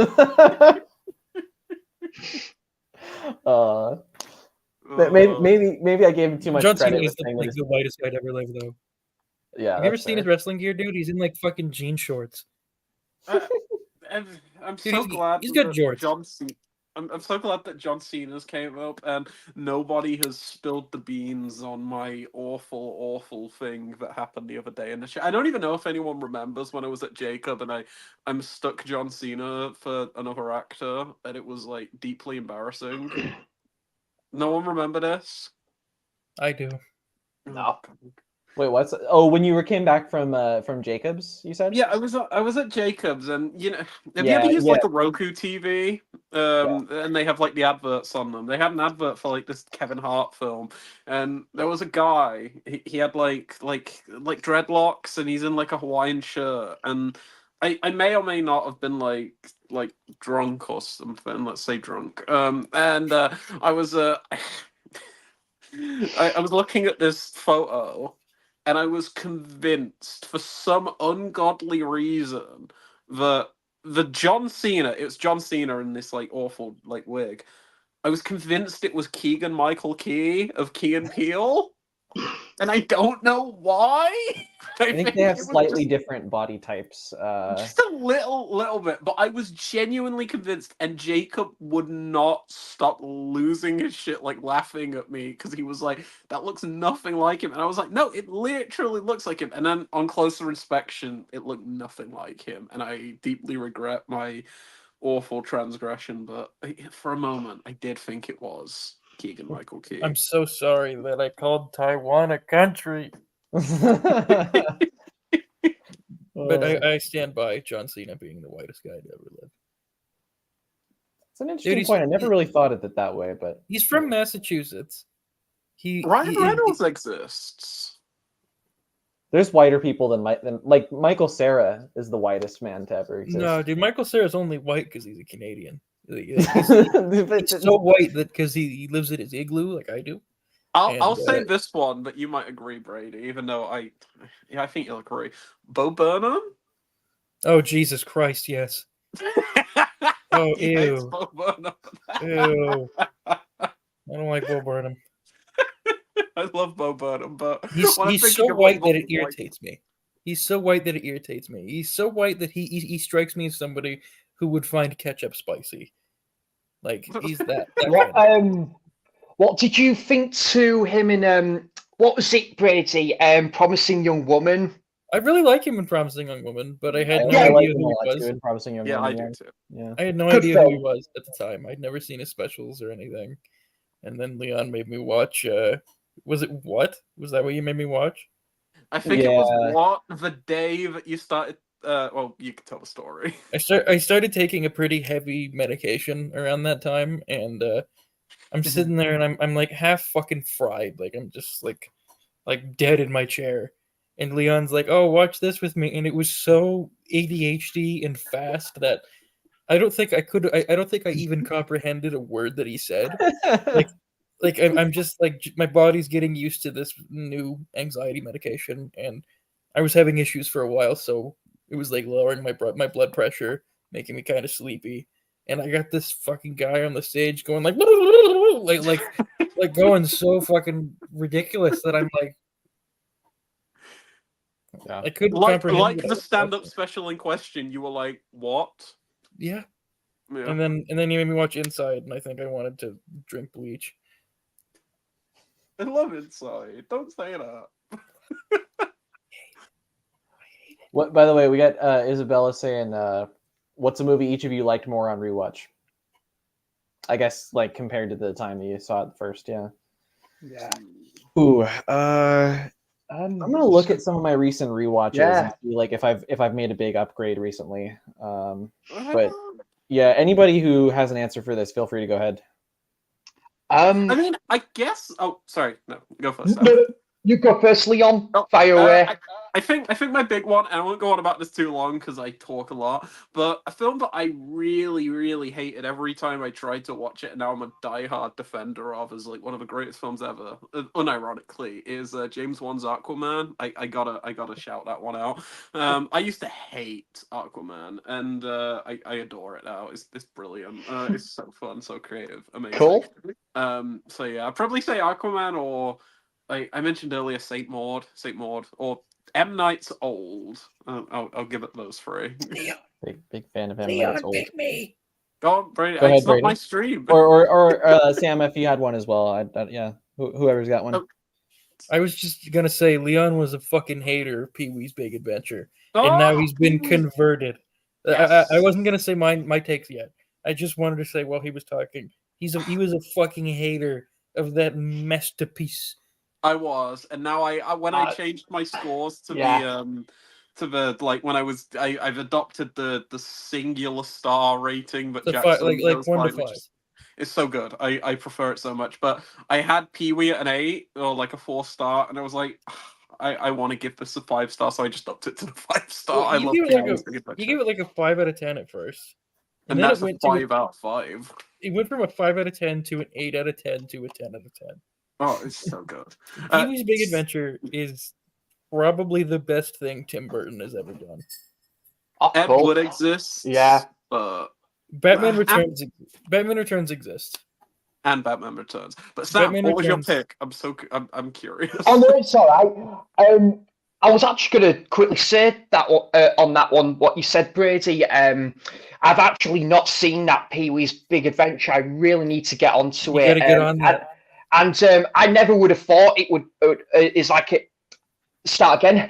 I never would have thought it was like a Tim Burton film as well. So yeah, like kind of before he really found his style as a director. So yeah, I'm really looking forward to checking that one out at some point. I will say It was it the has start his of, style and DNA like right through it because it was his first feature. Oh, and yeah. it It feels was the like start Tim of Tim Burton. It was the start of Paul Rubens, like Pee Wee Herman. It was the start of him like blowing up because he was just doing doing shows in theaters. That was it, like just like a live performance. So Yeah. it was the start for Tim Burton. It was the start for Paul Rubens. It was a big start for Phil Hartman, which I don't know if you guys are big into The Simpsons, but good old Yeah. Troy McClure. Dude, Yeah, I just perfect. know him as the creepy neighbor from Jingle All the Way. He's amazing. Yeah, he's also in my favorite, in Leon's least favorite, Small Soldiers. Oh, I love that. I love that film. I love Small Love Soldiers, it. but yeah, it was the start for those three. I But want to then see that. It's Joe Dante, right? It is Yeah, Joe it Dante. is. Yeah. But Pee Wee's Big Adventure was also a start for Danny Elfman. Danny Elfman was only with Yeah. Oingo Boingo at the time, right? Like he wasn't doing anything for films. And I can correct you on this one because I didn't say he didn't. I said he wasn't really doing things Oh. for films. He composed his brother's film, Forbidden Zone, which is great. It's a weird cult film. But Forbidden Pee Wee's Zone. Big Adventure, if I attribute a lot of my love for Pee Wee's Big Adventure to me growing up on SpongeBob. I find that sense of humor, like the character of SpongeBob, is directly based on Pee Wee Herman. Like kind of a man-child, kind of a simpleton, but not really, but also clever. And I think that because SpongeBob helped form so much of my humor, I attribute that directly to Pee Wee. And yeah, I'm done rambling about Pee Wee. You get my mind on a topic I love. But, well, I'm a big fan of SpongeBob, mate. So you've got me sold on that film. I'll definitely have to check it out. Yeah. What was your answer though, Sam? I hope you enjoy it when you do. Yeah. No worries, guys. What I was going to say. To be honest, I kind of there is a few that kind of spring to mind, but to just narrow it down to one, I mean, I'd probably say Lost in Translation was one I really despised on first viewing. I think I would just, it didn't really gel with me. And then second viewing, I watched it, I didn't really like it. And then third, fourth, fifth viewing, I thought, yeah, that's really good. And now I absolutely love it. It's one of my favorite films ever. I've got this thing, Jackson. I do like an annual end of year trinity. So like the 29th, the 30th, and the 31st of December, where I end every year with 3 films. Lost in Translation on the 29th, and then these 2 films I instantly love, but Perks of Being a Wallflower on the 30th. And I end every year with 500 Days of Summer. So Lost in Translation is that end of year annual trinity for me, definitely. That's a good trinity to like end the year on. Like 3 really just like cozy movies, you know, just like comfort blanket type of movies. Yeah. And stuff. That's a good tradition actually. Like just to end the year on a few different films like for New Year's. Like I got the idea of, because this past New Year's, the last film I watched in 2023 was Raising Arizona, and I had never seen it before. That's great. Great film. I loved it, and especially the ending where it has like that that sequence where they imagine like their family, like the dream of the future, basically. That's such a like hopeful message to go into like a New Year for. So I was like, maybe Raising Arizona would be like a good New Year's movie. Completely unrelated, but you know what? 2 years ago, not last year, but year before, me and Brady ended 2022 on. What was it? I don't remember. Ebola syndrome. You told me about this. I don't remember ending That the year on is, Ebola syndrome. I don't think, Sam. I don't. Have you seen this? Have you seen Ebola syndrome yet?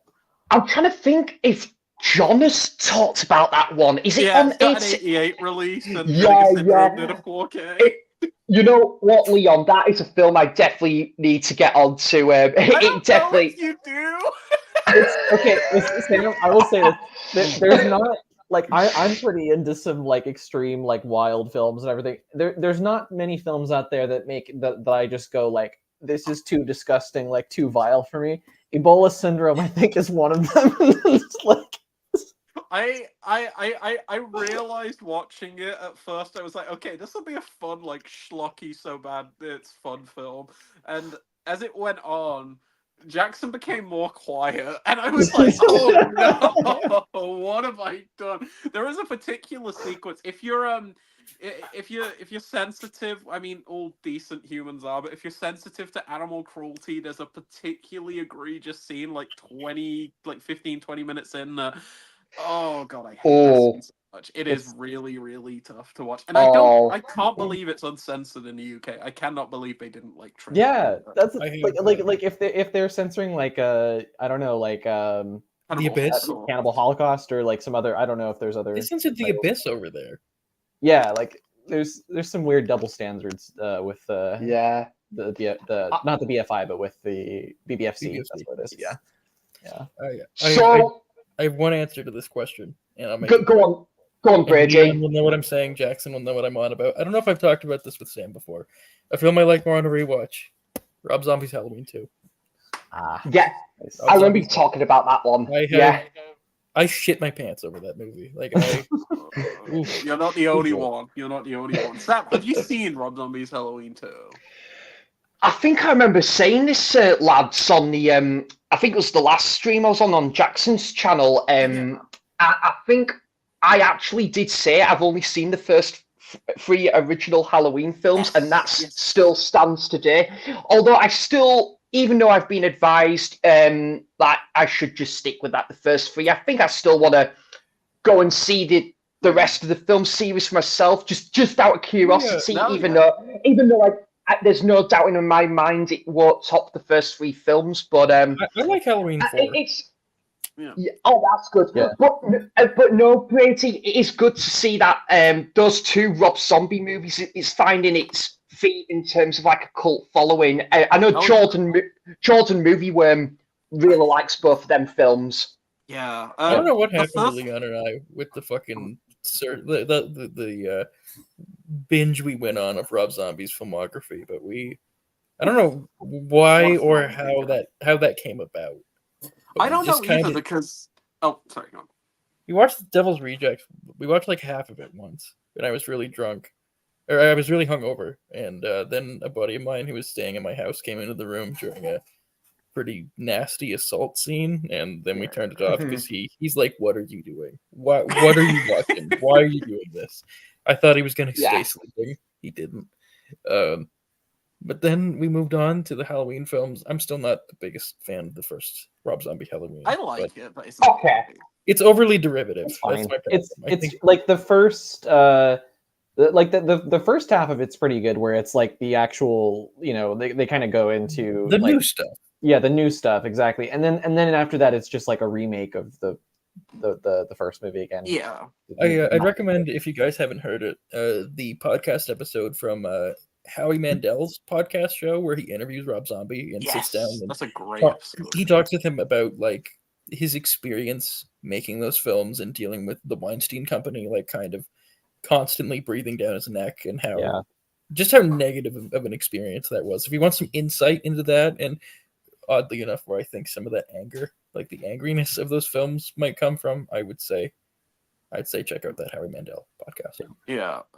Cool. All I'll say is Rob Zombie's Halloween 2. Holy shit. I saw somebody on Twitter earlier, and they were watching Season of a Witch for the first time, and I love Season of a Witch. They'd never seen it, and they were like, "Oh, I hope I like this one. I've heard it's not as good as the first film."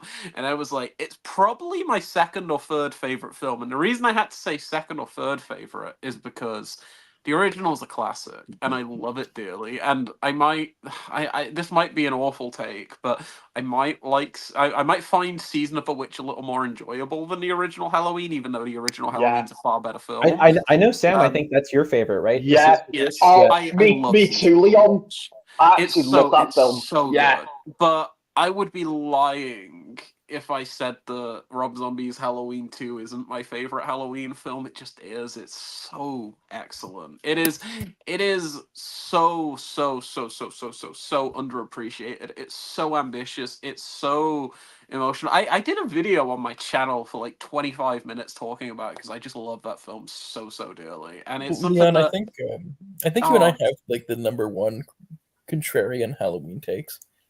Probably. I mean, we love Halloween Ends, and everyone seems to hate that. And Halloween Ends just rocks. I like Halloween Ends a lot. I do too. I really. I mean, I own the trilogy. I couldn't just have one. Like I needed to fill those slots on my shelf and be like, all right, have the trilogy. But I don't think I have much of an interest in revisiting those first two David Gordon Green Halloween movies. Like Halloween Ends, you and I watched it once, and I watched it when it came out, and yeah, I really like it. I'm glad to have it on the shelf, and I'm glad that as small of a fan base as that film has, I'm glad that they're as vocal as they are. It's gonna grow over time. I am like convinced Oh, of it. the Rob Zombie I swear, in 5 to 10 the Rob years, Zombie ones are people growing gonna- slowly. Like they're not growing at a fast rate. It's not like Speed Racer where this cult following just kind of blows up out of nowhere. Like Yeah, it's because people gonna hated take- Speed Racer when it came out, and now it's like got pretty. I think it's got pretty good reviews on like Letterboxd, for example. Yeah, do you want to know what I saw happen in live action, literally, like in person? Because I remember logging it, and it had like I want to say like a 2.9, and now it's at like a 3.7 or a 3.8 on Letterboxd. I literally saw it go up over time. Jennifer's Body. We were talking about Lisa Frankenstein earlier, which was written by Diablo Cody, but people hated Jennifer's Body when it came out. People hated it for years, and then I just said like earlier on the stream, like I watched it and I was like, "Where's the boobs at?" Like, it was literally that was a big issue for so many people. Like even as a kid, like I was just like I was a bit disappointed because it looked like a titty advertises movie. this. It looked like a fucking titty movie. It Like did. And titties as and a blood. teenager, you're like, yeah, I want to see Mega Fox naked or whatever. And then you watch it and you're like, oh, this sucks. And then you revisit it when you're an adult and you're like, Oh, it was "No, a this is horror movie really for teen funny." girls. It was a horror movie for teen girls, and we don't get that. Yeah, It's like- it's so good. It's it's- amazing. I love Jennifer's Body. Even though it's overly derivative of Ginger Snaps. I was gonna say I think the reason I haven't seen it is just because I really like Ginger Snaps, and I'm sure I'd like it as well, but yeah. We watched the sequel together, didn't we, Jackson? Yeah, which Ginger Snaps 2 is pretty good. Yeah. I like Ginger Snaps too quite a And bit. I think the third one, I don't think the third one happened. The third one didn't happen. You don't need to see Ginger Snaps Back the Beginning. Contender for the worst title of all time. At least for a sequel, yeah, for sure. Maybe not as bad as Ballistic X versus Sever, but I do kind of love that title. Ballistic X vs. Sever is a pretty great one. I realized I didn't answer the question, but What's yours? I'm gonna go with Memento because it took me like 3 watches to really like Memento. Like, so the first time I saw it, when I was a little kid, my parents showed it to me too young, and not too young for the like content in it, just for like the kind of confusing structure to it, like the giant diegetic structure, and I hated it. I just couldn't get a grasp on it whatsoever. And then I revisited it like a few years ago, and I definitely I liked it more in the sense that I could kind of appreciate what it was going for. I just found it like really gimmicky and like a bit like the sort of reverse structure of it just kind of, it didn't really feel like organic in the way it worked with the film. It felt a little bit to me like Nolan was doing this because he could. Yeah. And then I rewatched it again with Renee like this past summer, and it like really hit for me. Like it's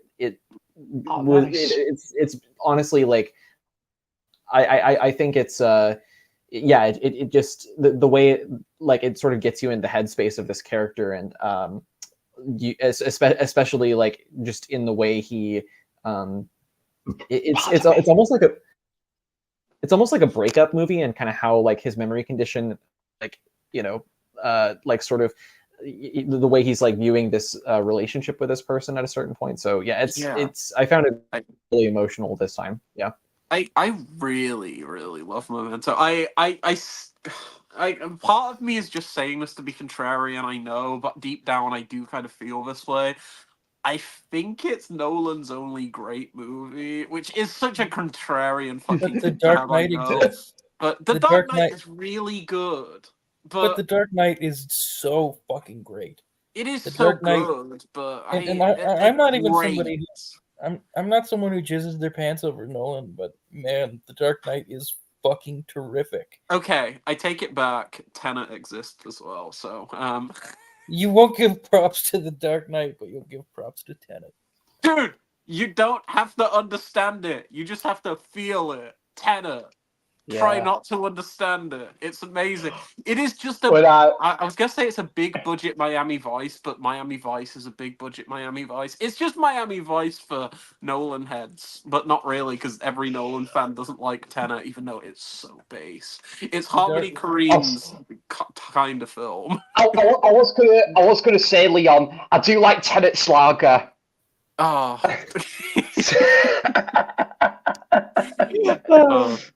But yeah, when I sorry, Liam, continue. I was going to say something else.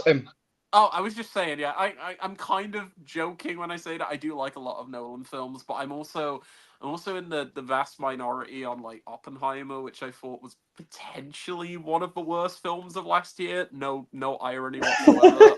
It's in like my bottom 20 of that year. It's like right next to like Shazam 2, and like I actually have no joke. You put like Hypnotic. The other day. I have Hypnotic over Oppenheimer. Yeah, Robert Rodriguez, director of Adventures of Shark Boy and Lava Girl, made a film I liked more than Oppenheimer. I'm not kidding. Director of Spy Kids 3D, Game Over, directed a film I liked more. But yeah, I don't know. Nolan, for me, I think his writing is really, really, really poor. And maybe the reason I love Memento so much is the fact that it's an adaptation of a short story that his brother wrote. So it's like, it's not like he's got full writing credit there, and it's kind of a collaborative effort. But man, I don't like Nolan's approach to writing whatsoever. And when you're making a 3-hour film almost entirely composed of dialogue, it's like a nightmare for me. But Memento is excellent. I stand by the fact that it is his masterpiece, in my opinion. I adore that film. I have one film relating to the question that I hadn't thought about. And it wasn't like a drastic leap in how much I liked it more, like how much more I enjoyed it. But Collateral is one that comes to mind. I don't know why, but I was kind of mid on Collateral when I first watched it, but now I think it's really damn good. Collateral's awesome. It's a good film. I don't know what it was. I think it was just because my dad put it on, and I was like, why are we watching fucking boy dad movies, man? Like, I don't know what it was, but I was just, I was not feeling it. And then Leon and I watched it, and he sent me money to buy him a 4K copy of it, and I never gave it to him, and now I'm going to keep it. This is true. You lost $20. I can live with that as long as I know that you own a good copy of a film that's mostly shot with digital cameras on 4K, because that definitely needed the 4K treatment. By the way, Leon, I just wanted to tell you, when I turned my camera off, I went over to my PS5 shelf and I found my disc of Spider-Man 2. Oh my god! I couldn't find it. Where was it? It was in my case for Just Dance 2021. I told you it was going to be in one of the cases. And I've been installing it. If I keep looking over there, I'm installing Spider-Man because you better play some of the side content. Well, I've already beat the game. You already told me the side missions are really good. So they're amazing. Sorry to get sidetracked. Also, do you guys like my pink controller? The lighting's not selling it. Is that pink or is that red? I have the pink one. I got the red one, I think. What was that? I love talking about games with people who aren't into games. I got the red one. They look similar, but not quite. Also, if everyone always wonders what this is, that's like a charging thing, so I can just put it on like a docking station. And it Oh, that's always nice. charges it. It's really nice. They're super cheap as well. I love that device so much. Yeah, Also, sorry to sidetrack about video games. Real quick, Oh, no Leon, I went through some of my games, and you should install Quake 2 because it's an easy platinum trophy. Potentially. I am looking for platinums right now. I just beat Control. That was a very Quake fun 2. game. Quake 2. Quake 2, potentially. You've got it right. I'll download it off your account then. Ugh. So sorry. I we keep No worries, sidetracking. yeah. Isabella also asks, what's everybody's favorite movie from the 2000s? Since we did like least favorite, I guess. I am gonna check that because there's so many. That's such a hard question. Yeah. Why At am least I I have the letterbox thing right now. When I was looking for the worst films, I tagged it where it was like lowest rated from the decade 2000s. I'm now Yeah. upping it to highest rated of 2000. can I spitball? I'm looking really at that as well, and I'm like, how am I gonna choose? Like, Jesus. I'm gonna say Punch Drunk Love. Do you guys Just 'cause care I if I need to. I need to say something that's like one of my favorites. I could say like Hot Fuzz. I could say Old Boy. I can even say Sympathy for Mr. Vengeance, which is better than Old Boy. Do you guys care if I spitball some movies like super fast? Oh, and Spider-Man. Sam Raimi's Spider-Man. I've got to shout that out. Yes. All right, I'm going to spitball really quick. Spider-Man 1, Spider-Man 2, Spider-Man 3, 28 Days Later, Freddy Got Fingered, Unbreakable, Cat in the Hat, Borat, Hot Fuzz, The Wrestler, Crank, SpongeBob Movie, Eternal Sunshine of the Spotless Mind, Before Sunset.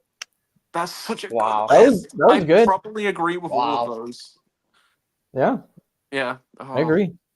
Oh. That was awesome. Great list, Brady. I Yeah. don't know why I Yeah. said Hot Fuzz. I should have just said Shaun of the Dead. No, Hot Fuzz is the best. No. I have to agree with you there, Leon, but I do love Shaun of the Dead as well. Oh, I love Shaun of the Dead too. They're both like Yeah. so. They're like neck and neck for me. But I'm just happy you didn't say a Zack Snyder film, Brady. Hey, the Snyder films of the 2000s aren't for me. It's his 2010s efforts that I like. Oh, 2010's effort, like the acclaimed auteur cinema Sucker Punch. That sounds like I'm being ironic, but Sucker Punch is amazing. I've switched positions. I'm up there now. Yeah, I think Sam got kicked off for a second. Then... Oh, sorry about that, mate. Don't know. Yeah, no worries. Oh, I no was worries, doing. no worries. Yeah. I think it was just like musical chairs, then, wasn't it? Yeah, it was like everyone's we've all like places. moved way around. Yeah. Yeah.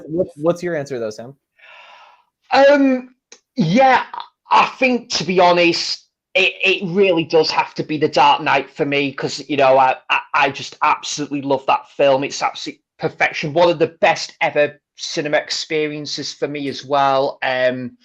Yeah, it's just got everything for me, that film. But I am honourable mentions. I'm gonna have to agree with Brady there. Eternal Sunshine, which I saw at my local independent cinema. And yeah, I absolutely love that. Pick. Like if I had to give one answer, it would be Eternal Sunshine. Oh yeah, that's. I'm so sorry. Robert has returned. I'm still listening, guys. I'm just over here. No worries, bud. So yeah, Eternal Sunshine would definitely be on part of honorable mention, and then I'd probably go with something like Into the Wild, wonderful film, and I have one more that I will add to that list. Just one. Sam Raimi's Drag Me to Hell. Not seen that one. That's a good film. Drag Me to Hell is amazing. Yeah. Nice. I upped that to a 5-star movie. I just shouted out 4 out of the 5 Sam Raimi movies from the 2000s. What's the other one? The Gift. The Gift. I've never seen The Gift. Is that the Keanu Reeves one? Yeah, I have it on my Xbox account. If you ever want to watch it, it was in their like $5 Tuesdays thing. I just grabbed it because I figured, you know what, why not? Does that even have a Blu-ray? I don't feel like it does. I have no idea. Also, Leon, have you seen A Simple Plan? Raimi. No. That is really good, mate. From 1998. It's like Fargo, but more quiet and less funny than Fargo. Okay. It's just kind of dumb people doing dumb shit. I love the dumb people doing dumb shit genre of films. I mean, I just shouted out Sympathy for Mr. Vengeance, which might be the ultimate dumb people doing dumb shit film. Everything goes wrong. Like that is just It all yeah. goes wrong. I love Yeah. dumb people doing dumb shit. Like you could even say that a lot of comedies are dumb people doing dumb shit. Yeah. Like Leon, you and I both we've watched Clerks together. We like Clerks a lot. That movie's nothing but Yes. that movie's Yes. nothing but dumb people doing dumb shit. I mean, so is Mallrats. I mean, Mallrats. I mean, in Mallrats, there's one dumb person who's very dumb. The other main character is less dumb.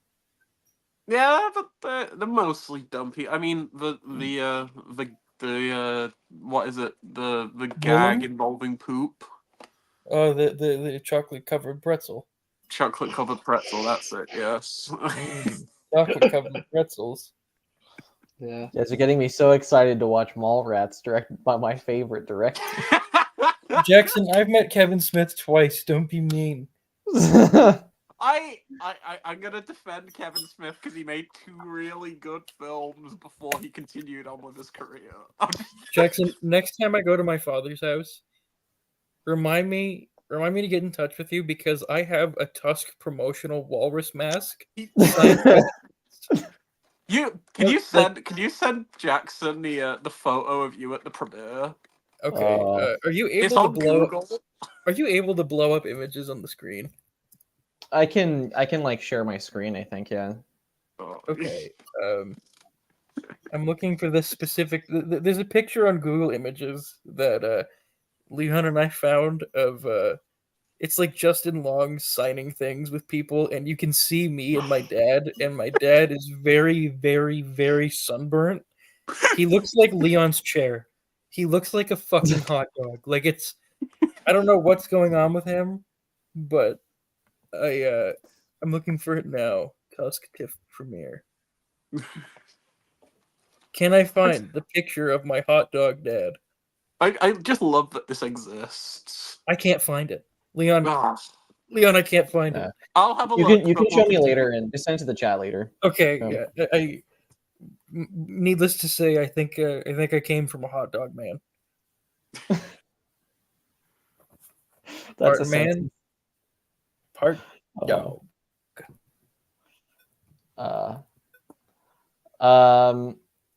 Did you Now that have the any stream more has reached Sam, over in terms 2 of the hours, I question? think Any more films you wanted to mention?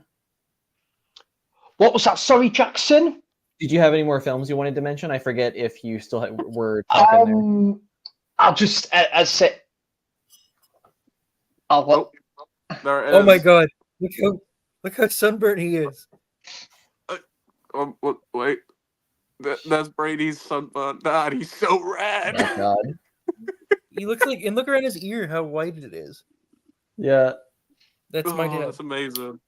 And there's me I when love I'm, that I found that. and there's me with my hair that looks like puke.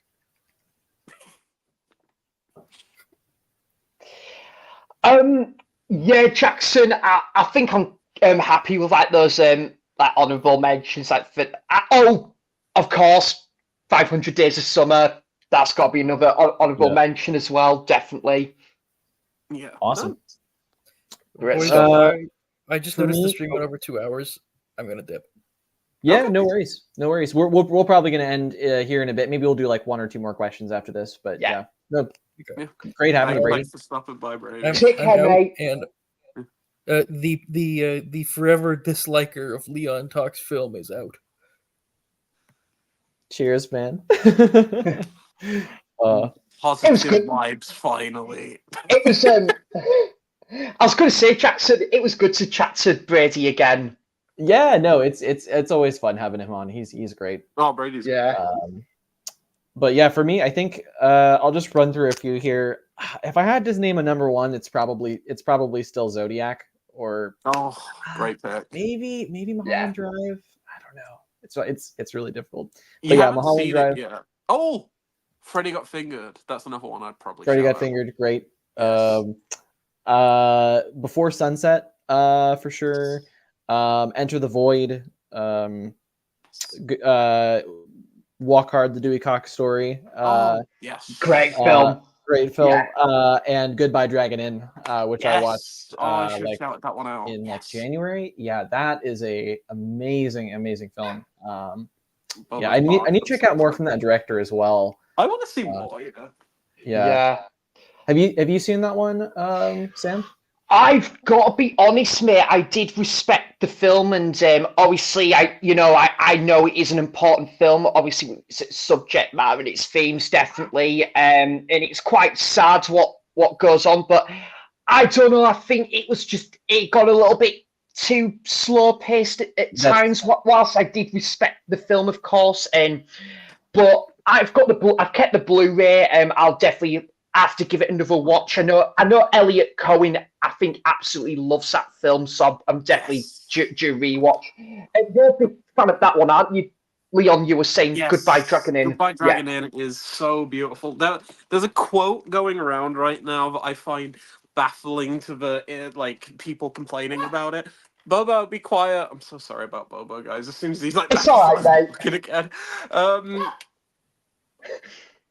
Bobo, shush.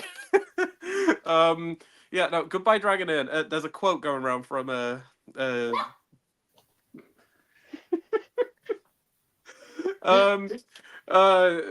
Denis Villeneuve, man, Dune guy, and better films.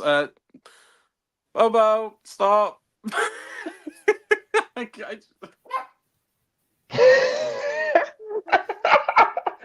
a quote going on around. He's basically talking about how he.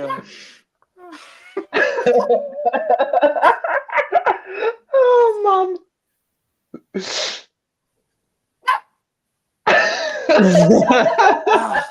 I will return. You guys continue talking. I'll return. Oh my god! How do we follow up that? Bobo, bad. That is so funny, isn't it, Jackson? It's like we've come full circle on the stream from where we've started as well. Like, yeah. I love seeing his pup there. Bobo. Yeah. Oh, absolutely. Stay Bobo. in. Hello again.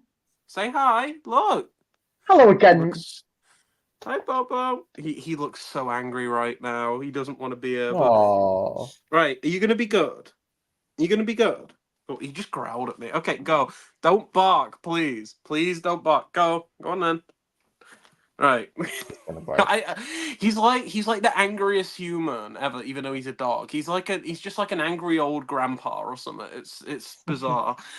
Anyway, so there's a quote going around, Denis, and he was basically saying that he really loves to watch films and he doesn't care too much about dialogue in cinema. And he actually says that he prefers like visuals over dialogue, and he says dialogue isn't as integral to him when watching a film as someone else as other elements. And everyone's getting really pissed off at that for some reason, but in that case, I'm just like, yeah, I completely get what he means. It's like experiencing a film is such a, I don't know, such a joy to me. Like I think of, I showed my friend Jacob Mandy recently. He really didn't like Mandy, but Mandy is also a film that doesn't really, it's not very dialogue heavy, so I can kind of understand why someone would probably find it boring. Without sounding like one of those like Harmony Korean bros, even though I did this earlier with Tanner, it's just one of those films you've kind of got to feel. Like Mandy is a film you have to feel, and I think with Goodbye Dragon Inn, that is like the most perfect example of that kind of cinema, where it's like, if you're not vibing with that, I can see that it could potentially be like one of the dullest films ever.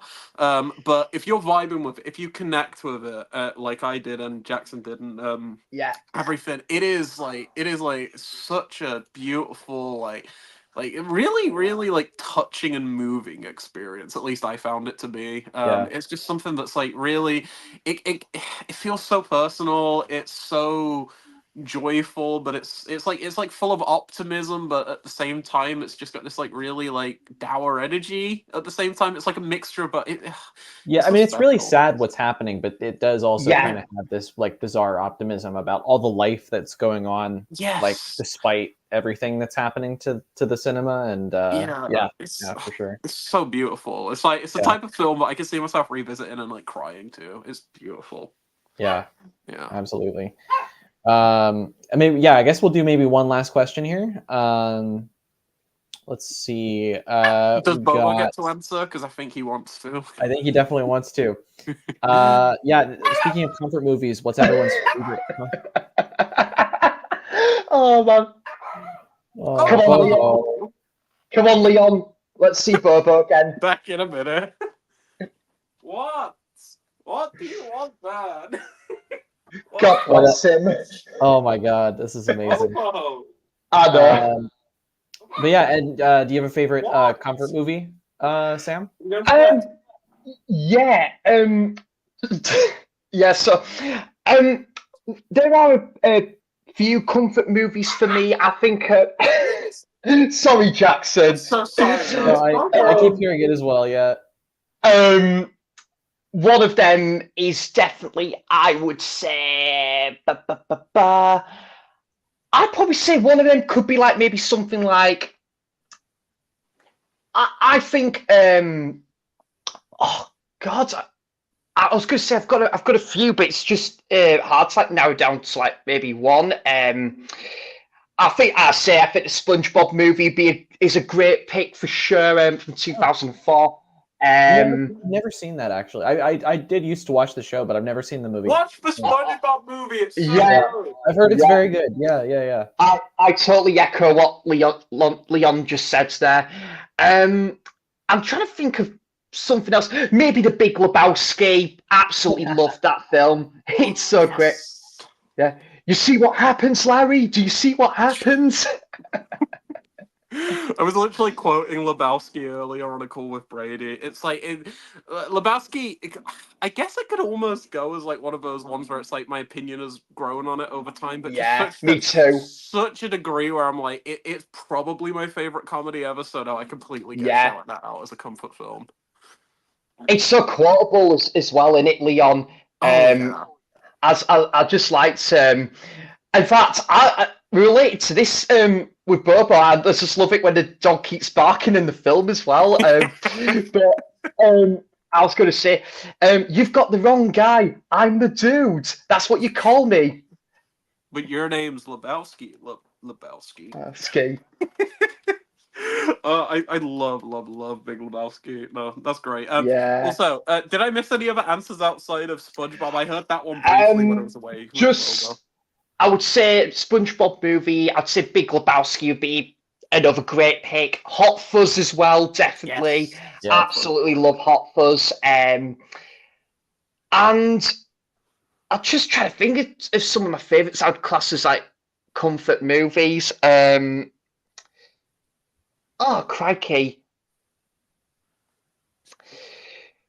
We talked about earlier. Would Monty Python and the Holy Grail be one? Yes, actually, yeah, I'll go with that as well. And yeah, actually, I'm happy with those. Actually, Jackson, they'll be some of my choices. Yeah, because that was the first one that came to mind for me. And since you were talking about it being like one of your favorite comedies for sure, like when I think of comfort movies, I tend to more think of like kind of comedies you can just kind of throw on. Yeah. I'm trying to think if there's another one for me other than. I'm sure that there are a ton of comfort movies. I mean, one that I don't even know if I would give this movie 5 stars, but it's so comforting to me and I love it so much is the Christopher Guest movie Best in Show. I didn't see that. Yeah, cool. It's about like a dog show, and basically it just has like it's kind of like a mockumentary. Like it functions as if like they're doing a documentary about the dog show, and it is just like some of the weirdest people you could imagine. Just like I mean, it's not like the weird and like they're crazy, but it's just just very like just idiosyncratic, like strange people who like own these dogs, and it's very, very funny. Awesome. Like Parker Posey's in it. I'm trying to think of who else. Eugene Levy's great in it. Nice. Christopher Guest himself plays the guy who owns the Bloodhound, and he's really funny. So that one's one for me for sure too. No, that's some great picks. Comfort movie. Did I give any answers? I'm trying to remember. I think you agreed with Big Lebowski, but I don't think we. Oh yes, Lebowski. Yeah, I'll throw two out real quick. Yeah, definitely. So Yeah. first, I'm just gonna say this. I showed this to you recently, and it made me just like completely fall in love with it again. Even though I've never not fallen in love with it, but Buffalo '66 is like probably the contender for me as a film that every time I've ever revisited it, even if it's been a while and I'm like, is this really the best film I've ever seen? I rewatch it and I'm like, it's the best film I've ever seen. I love revisiting Buffalo 66. I love showing it to people. It is such a I don't know, it encompasses like everything I love about cinema. It's got every like element that like makes a film perfect to me. But just as a contrarian weird take to end the stream on, because I think you said this was the last question, I'm gonna say this is a comfort movie, and this probably goes to show how weird I am, I guess. I have a theory as to what you're gonna say, but go ahead. I Fire away, picked some Leon. off the shelf, but I've already changed my mind. It's not Wild Things. I did pick Wild Things off the shelf, but it's not that. Wait, what's your theory? I'm curious. Freddy Got Fingered. Oh, I wish. That's a great show. No. Truth be told, the film I'm saying I haven't watched in like 2 years, but for a while when I was like really into this and I was really into like, oh god, I really love to see like how far cinema can go almost. I gotta say, and I really want to revisit this, but a weird comfort movie of mine is Climax. Great film. I think Climax is a comfort movie because it really shows like the extremes of where cinema can go in a way that I find like really like it almost like hypnotic and intoxicating. Not like Hypnotic the movie, although that's probably a potentially great comfort movie. But no, Climax, despite how disturbing, depraved, and like fucked up and horrible it is, there's just something about like the technical prowess of that film and how Gaspar is like just like it's like the peak of his career, I think, which is weird to say because I love so many of his films, but like he's on another fucking level with that film. Like those long, like I know earlier we were talking about like long takes films or like films with long takes.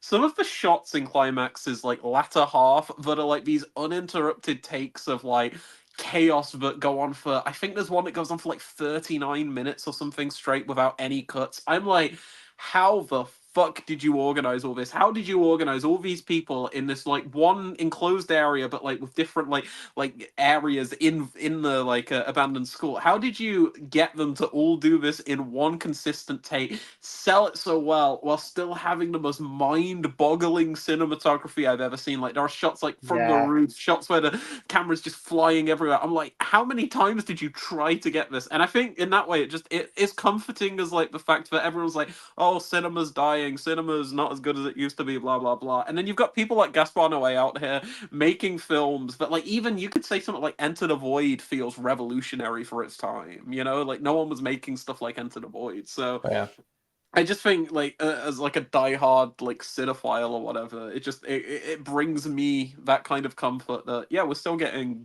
gonzo weird shit out there that rocks. Absolutely. So, weird pick though, I know. That is Wild Things maybe because that's just hilarious. That is a bit of a a staggering sort of trippy movie. When I first watched it, Leon, I mean, I was gobsmacked. You know, like how much of an acid trip that film was and how left field it was. But I really liked it.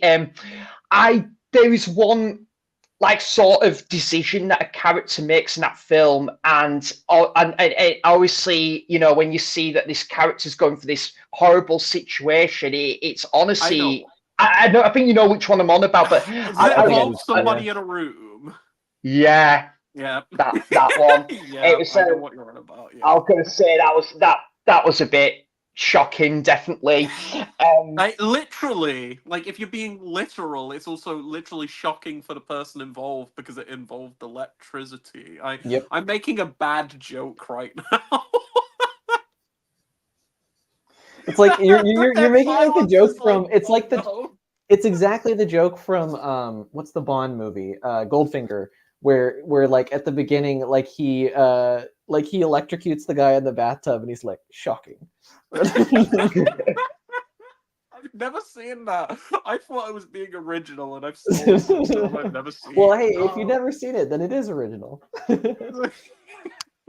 Yeah, this has been such a good stream. This, This has been Jackson, so fun. really enjoyed I've this. enjoyed this so much. Yeah, Yeah, it's been. Sorry, Jackson. I was just going to quickly say, it's been great to get round to chatting to Leon again as well, because it's been a canny while. Yeah, no, it's been Yeah, great yeah. to chat to you and everything, Sam, and everything. And yeah, no, I've had a blast. I mean, it was great. Brady was here, Sam, you've been here, and Jackson. All three of you guys. I always love talking to you on stream. I always have a blast. I do want to apologize for the technical difficulties of Bobo Dog. He's been. I think we all enjoyed it, to be honest. It was just like good entertainment. Like him interrupting in the last like 20 minutes when I was trying to like tell my Denis thing. I was like, oh my god, he's doing it on purpose. He's absolutely doing it. Yeah. But no, apologies about that and everything. But no, I had an absolute blast. Thank you so much for having me on, man. And yeah, you ever need guests for a stream, either of you, I'm always here. I love hopping on streams. It's so much fun. Absolutely. Do either of you guys have anything you want to plug? I guess I'll start with you, Sam.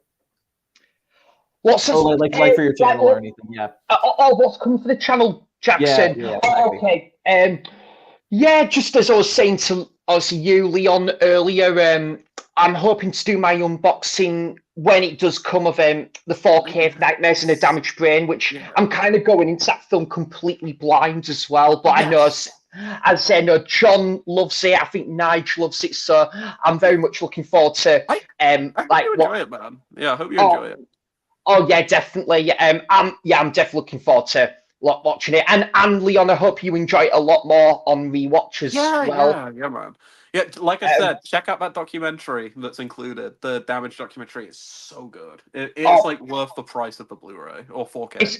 Is it a 3-disc set, if I'm not mistaken, Leon? It's either a 2 or 3 disc set. I got screeners and I just got 2 discs. I got a 4K disc and a Blu-ray disc, so it might just be 2 discs. But I think when it released in America last year in its limited edition, it was a 3-disc set, but it had extras that aren't available over here because the guy who produced it over here, David Hamilton Grant, he made like sexploitation films, like British ones, like pornos basically, and I don't think the BBFC were gonna like age rate like a porno, and it's like loads of porn stuff, and that's basically what's included in the US set. So that's what you're missing, really. But it's got all the other content pretty much. But that documentary is amazing. It's so good. Oh, can't wait to watch it, mate. Thank you. And I'm definitely going to continue on with my Blu-ray collection series because I'm just going through all the Blu-rays I've got in my collection, and then onto the boutique stuff, which is the high ticket stuff in my collection, and then my 4Ks. I would love to do more videos in regards to my vinyl collection because a lot of people were really impressed with like the soundtracks collection, part 1 and part 2 videos. So yeah, all that jazz really, Jackson, definitely. Awesome. Yeah, sounds fantastic. I can't wait. Can't wait to see it. And what about yourself, Leon? All right. Do you have anything, I guess, lately, or I need to return to YouTube. I do too. That's the thing. Yeah. I mean, to be honest, I will say super quick. I had an idea floating around for something I really wanted to do with the channel, and then a far, far bigger channel did this, and I'm just like, God damn it, now I'm going to be accused of copying. But I guess I'm going to throw it out there as a potential maybe now, just so people know that the channel isn't fully dead. I was basically... I like doing film videos, and I still always want to do film videos, but over the past couple of months, I've kind of branched out a lot, and I assume you've probably taken notice of this, Jackson, with how much I fucking talk about it, but I've been gaming a lot recently, and, like, doing stuff, and I kind of want my channel to just, like, personify me, instead of just, like, me talking about one specific thing, so I kind of wanted to rebrand it to just, like, Leon Talks, or just, like, Leon Vegas or something, but then Films at Home, who's, like, a huge, massive, like, 4K reviewer with, like, over 100,000 subs, he just rebranded his channel about just being him, and he named it himself, and I'm like, fuck, I can't do that because I'm just going to be called like copycat. But I've had that in my mind for a while, so maybe expect to return to the channel soon, and I maybe I'll talk about some games or something, because I've been playing some good games recently that I'd love to talk about, because I don't want to be like a gaming YouTuber where I'm like face cam and I've got like I'm playing the games or anything, but I'd love to just like review them in the same way I do with like films and stuff, and maybe talk about some other stuff too, because I've watched some good TV recently, so maybe expect like kind of a bit of a rebrand, or if not a rebrand, just some videos on the channel potentially in the future that will be on different topics. But of course, I'll still always like talk about films. I want to get back into it because it's been a while since I've like uploaded anything. But yeah, I guess in terms of promotion, check out blueprintreview.com where I review films. I just posted my review for Bad Biology and Nightmares in a Damaged Brain. So if you want to like hear my thoughts on the films, but also what I really, really pride myself in doing on there is I review every single bonus feature on a release, so that takes up like the most time, because like reviewing a film I'll write anywhere between 500 to 1,000 words, but I'm reviewing every single bonus feature on all of these Blu-rays, and yeah, the ones on Nightmare in particular are excellent. So yeah, if you want to give that a read, that's over at Blueprint Review. And I've got some more reviews coming out soon. I'm going to be reviewing off the top of my head, I'm reviewing Fear City, the Abel Ferrara film. There's an Ooh. upcoming Blu-ray of that coming out. I've never seen that, so I'm excited to finally check that out. It's So not one of expect my reviews. favorites of his, but it's solid. Like, I've I'll heard it's good. definitely, Yeah. yeah. I I'm reviewing that. Yeah. I've got the screeners. I just need to sit down to watch them. I've got the 4Ks for both Possessor and Green Room from Second Sight, so I'll be reviewing those soon. I'm yeah. reviewing the Basket Case 4K from Arrow Video. Oh, nice. I'm reviewing Excellent. Crimson Peak from Arrow. I'm reviewing. I forget the director's name. If anyone knows, the guy who did like The Last Emperor and Last Night in Tango, Italian guy. Or you mean Last Tango Bertolucci. in Paris? Last Is it Tango in Paris. Bertolucci? Yeah. Yes, Bertolucci. Yeah. I literally put in a request for this today, so as long as they send it over, I'm reviewing his film The Dreamers from 2003, the one with Eva Green, I think. I've seen that for Eva Green reasons. Eva Green reasons. I requested it for Eva Green reasons. Because it's in 4K, and I was like, I can't turn this down. It's a pretty good film from what I remember. Yeah, I've heard good things, so Yeah. I'm gonna review that, and there's probably others, but I forgot. But I've got a lot. Oh, the last one, I'm reviewing City of the Living Dead by Lucio Fulci. Yeah. So I'm very excited to review a Fulci film for Blueprint. But yeah, reviews, loads of reviews. If you want to see those over at Blueprint, I that's mainly where I talk about films now outside of my letterbox. But yeah, potentially expect a rebrand or at least some new content on the channel Awesome. sometime soon. Maybe I just need to find the energy for it. Sorry if that got so long-winded. I realized I haven't spoke for so long yet. Maybe there's some people who like watch the channel here who are like, oh yeah. Yeah. Yeah. Well, awesome. Yeah. Yeah. Like I said, great to have both of you guys on, and yeah, we'll see you guys in the next one. What have you got going Take care, on, though? guys. What have you got, I Jackson? guess I could plug it real quick. Yeah, I mean, I don't really have anything specific planned. Trying to think. I was thinking of doing another like back and just doing just like review one of my favorite movies. Just some, because that's always kind of a good thing to come back to for the channel. I had one in mind to do. I'm trying to remember. Was it? I forget if it was Cure or Beau Travail, or I don't know. I'd have to check. But I would love to do something like that. I really do want to go back to making videos more consistently. But yeah. I got one more just as a teaser, because we're both involved in this. When you talked about returning, we have a video potentially, maybe a video, maybe a live stream planned sometime in the future. Although it is a bit into the future. Do you want to spill the beans now, or shall we wait? You can spill the beans on it. Yeah, sure. Okay, so me and Jackson have decided, because we're both going through this director's films, we're going to watch a couple together, and then we've decided either a video or a live stream where we kind of like rank the films of this director, we're gonna do a collaborative video or stream talking about the work of Spike Lee, because we're both watching through all of his stuff right now. We watched like Bamboozled, 25th Hour, both amazing films. We should have mentioned those when we were talking about films we watched recently. If I would have gone further back, I would have mentioned both of them. Yeah. I think they're probably like the top 2 films I've watched this month, actually. Same. They're yeah, so good. they're incredible. But yeah, no, I'm really looking forward to having that conversation with you whenever we get to like through his monumentally long like filmography. So that could be like end of this year for all we know. But I'm really looking forward. We that is in the works for us for sure. Yeah. I was gonna say, Jackson, you know, when you and Leon come to do that video, it sounds like you're gonna do the right thing. Nice. There you go. I knew one of your puns was coming. That's awesome. I love the puns. But yeah, no, thanks so much for the stream. Cheers, Jackson. I've loved this. Really good. Me too. All right, well, I'll see everybody in the next one. And thanks everybody for commenting. See you guys. Bye. Take care. Bye. Bye.